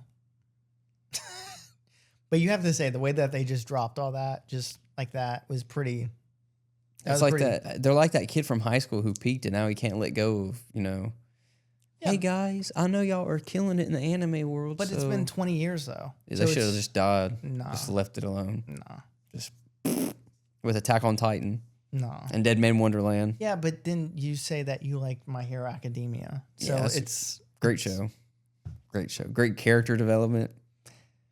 I mean, interesting use of superpowers. But then you also say great like villains. You like Demon Slayer. So that Demon Slayer was phenomenal.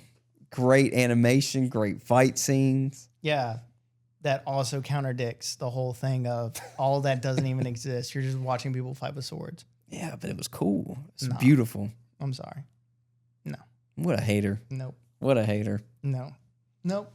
I live in reality, and as somebody that lives in reality, Hunter x Hunter is going to be just amazing. You know, the weirdest thing I did here, and I guess we can end on this one. I'm hearing in the rumblings that there's going to be another Naruto thing that's coming out. Hopefully it's the episodes that they reanimated and we never freaking got. I let Colton the other day, I bought him his first Naruto shirt. And so, of course, he's like, what is this? And I'm like, he's a ninja. And he's like a ninja? And I'm like, watch this. So I'll pull up I don't remember if it's either 8, 9, or 10 minutes. And it's clips from, Naruto's journey from Naruto all the way to the end of Shippuden. And it's got all the iconic songs. I mean, Silhouette and Bluebird and Fighting Dreamers. And we get in the car, and I don't remember what we were doing, but Colson's mom was with us. And I don't remember what we were doing. We were doing something. And so, we're going, and I'm like, okay, when Colson's in the car, he's on aux. And I said, what do you want to listen to? And he's like, I want to listen to Naruto. And his mom looks at me and she's like, what? And I'm like, oh, you're going to hate this, but watch this. And I start putting on the Silhouette and Bluebird, and he is eating it up in the back seat. And she's like, what? And I'm like, yeah. It's happening. He wore that shirt for like 2 days straight. It's stained now. I don't know if we'll be able to wear it again, but. Well, I mean, I'll just have to show Colton Boruto and just get him, turn him off away from the world of anime for good. Yeah, get him away from that. Get him into Hunter x Hunter. What age can you drop kids off at the orphanage? I don't think there's an age limit. No, that's perfect. You can go watch Hunter x Hunter there, or you can even drop them off at another fire department. Yeah, it's an option. They're safe havens too. But would you be interested in watching another, not Boruto, like a Naruto? Like, if they continued I always say that if they did a sequel episode, I enjoyed the way Naruto Shippuden ended. I thought it was perfect. Naruto and Sasuke, they get the final conflict. The final battle was also crazy because these two just got done saving the Naruto universe from these big bad guys, and they're like, let's throw hands. Yeah. And then afterwards, you see Naruto, his rise to fame and this and that. And I enjoyed it, and I wanted to see what happened between then and Boruto because, Sasuke turns into this wandering whatever he was. And I feel like there was more that they could have touched on. I guess in my world, I don't know what else there is in a story like that. Yeah, I mean, there's... Because if you do, you don't They stopped everything. That's what I'm saying. But you don't get Naruto into Hokage. Obito was this fantastic villain that, big plot twist, here he is. He's supposed to be dead, and now Kakashi's conflicted. And, and then Obito's like, well, I'm going to be a good guy. And then you've got this boogeyman in Madara that's talked about the entire show. And you're like, man, it'd be so crazy if that dude just came back to life. And then all of a sudden he's like... Yeah, but again, that's my whole point is I don't know... They did it all. They stopped everything, which is why I enjoyed the way they ended Naruto. Yeah. So to me, I don't know. It's like, why would you go back? See, if it was like a Hunter x Hunter or a Bleach, I understand. But you've already... Yeah, because Bleach had more manga. Naruto was over with completely. Every chapter of Naruto was animated. No, there's nothing else to do. But it doesn't make sense because you have Boruto. Yeah, but it sucks. So how are you going to go back to that if you're already into the second generation? It doesn't. Maybe they're going to give us those episodes. I hope so.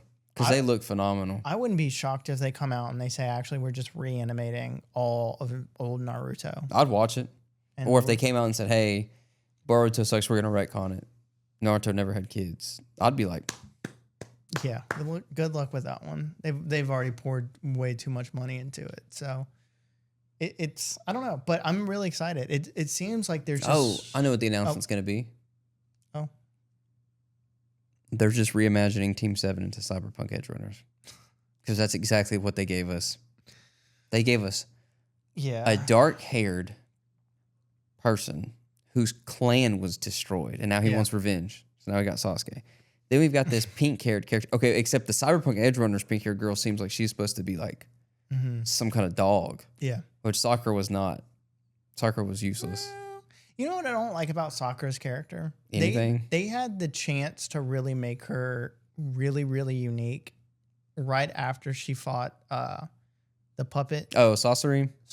When her and Granny Chio take them on? They had a chance to keep building her up. That was the only time she ever did anything. But that's what I'm saying. They had a chance to really show like her neck, and they just were like... Well, she was just a Tsunade knockoff. But I'm okay with that. We never really saw Tsunade as a... So that's why in my head I was like, you had a chance to... You know what would be fantastic is I think at one point the rumor was that Kakashi's... Oh, I know what the Naruto announcement is. Minato is getting a spinoff. Naruto's dad's getting a spinoff. I forgot all about that. That's what it is. I don't know why that skipped my mind. Yeah, which is cool. You know, that's cool. I want Kakashi's dad to get his own thing because he was supposed to be. I don't. He had a rank that was higher than Sony until he, I don't care. Unalived himself. I don't care. What a hater. What a hater. I got Shippuden. That's all I needed. I'm good. I don't need anything else. I don't need a spinoff of every single character. Oh yeah. I don't care. That's the thing. I love it. I don't care. They love it. I mean, again, it's money. It's for sure a hit. Like it's gonna do great, but I just don't. I don't need it. I don't. Mm-hmm. There's just too many other new things coming out. Gachikuri, the other one, Kata. Oh, with the ninja guy. The sword. Yeah, guy with the red eyes. Yeah, you got that one coming. I think I read that the first episode's out. It might be out. Yeah. But I'm gonna wait. I'm gonna give it a couple episodes because I hate getting into a show and then I realize there's only one episode. And I'm like, yeah. I mean, there's just so many. There's the I wrote it down. The wizard one. Oh. Let's see. Witch Hat. Witch Hat Atelier. Yeah. Then you have the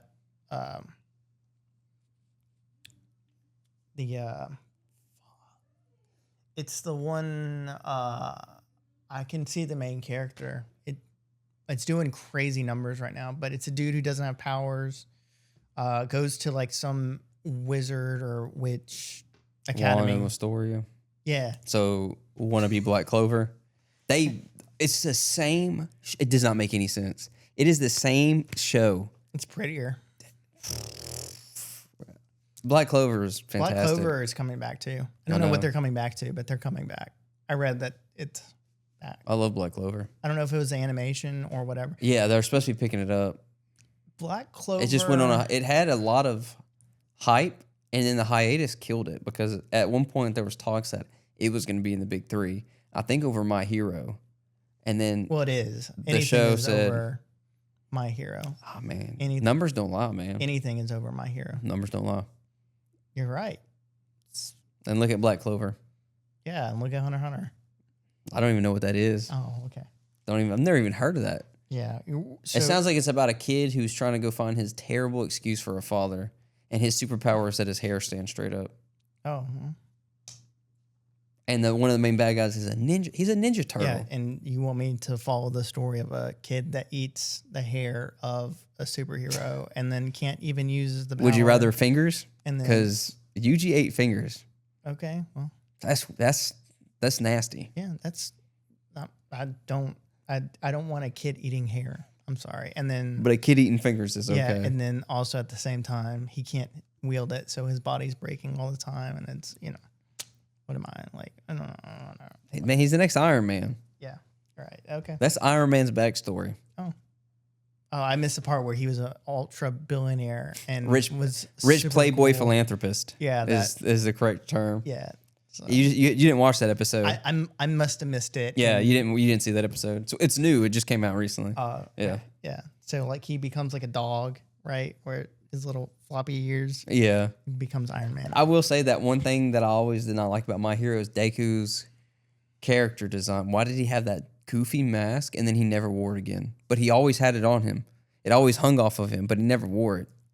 But man, was it hideous. They don't ever explain it? Oh. I mean, they don't really explain why it's that good either, so that tracks. His suit, man, is just... I get it. It's a bad show. I get it. I mean... You don't have to explain it. I get it. You're good. I'm going to Google right now, which is more popular, My Hero or Hunter x Hunter? I'm not gonna lie. Loser gets unalived. Wait, which is bigger? Dog. Dang, my school thing is popping off.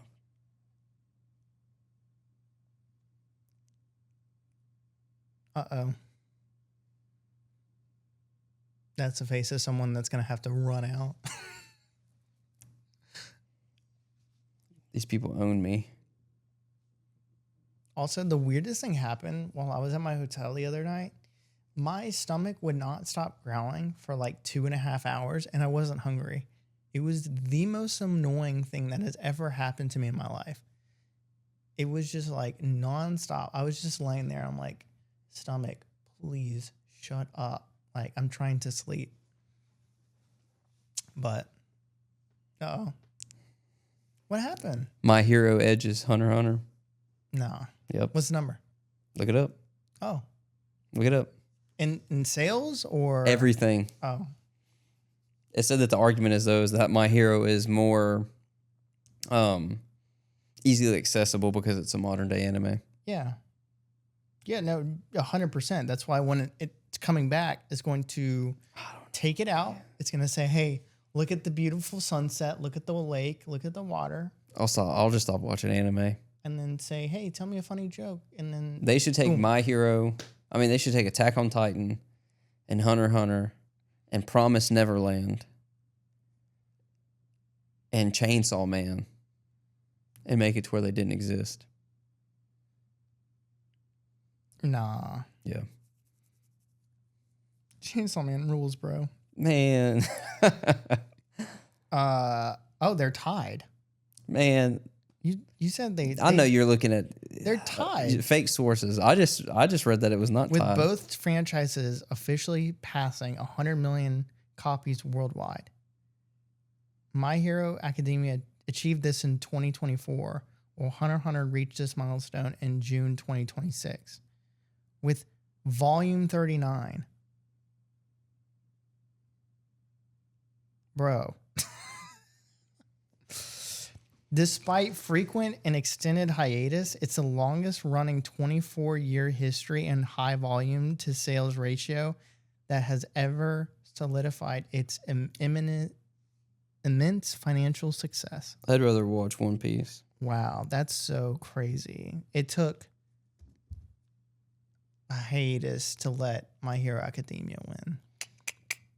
Sometimes, man, stuff's got to walk so other things can run. No, and now that they're coming back, that means that they're not only going to dog walk I don't think hero, so. they're just going to stomp on them and say, "Do you know who I am?" I don't agree. Yeah, it's going to be do you know hot garbage. who Gon is? Hey, Gon. One of the worst written characters ever. Punch a hole through Deku, who has now no superpowers now. Go punch a hole in his chest. Watch out, Gon's hair is going to get longer. And then take his body and then just throw it in the water. Dude, my Hunter x Hunter's character designs were terrible. You got an old, and it's a Dragon Ball Z knockoff. They're amazing. I mean, Man, you got an old man who's got powers, and he's just Master Roshi. I can't do this with you. I can't. We got. You got a Ninja Turtle. We need to end. I can't do this with you. I can't. Listeners, thank you. Thank you for watching. Join my cult. The link's down below. Thank you for watching this episode. If drop a comment below what is better. He's messing me up. I can't do this. I can't. I gotta go. I'll see you later. Thank you for watching or listening on your whatever, but I can't. On your Steam machine. On your Steam machine. With that being said, we will catch you later. And till the next one. Bye. Oh, I gotta. I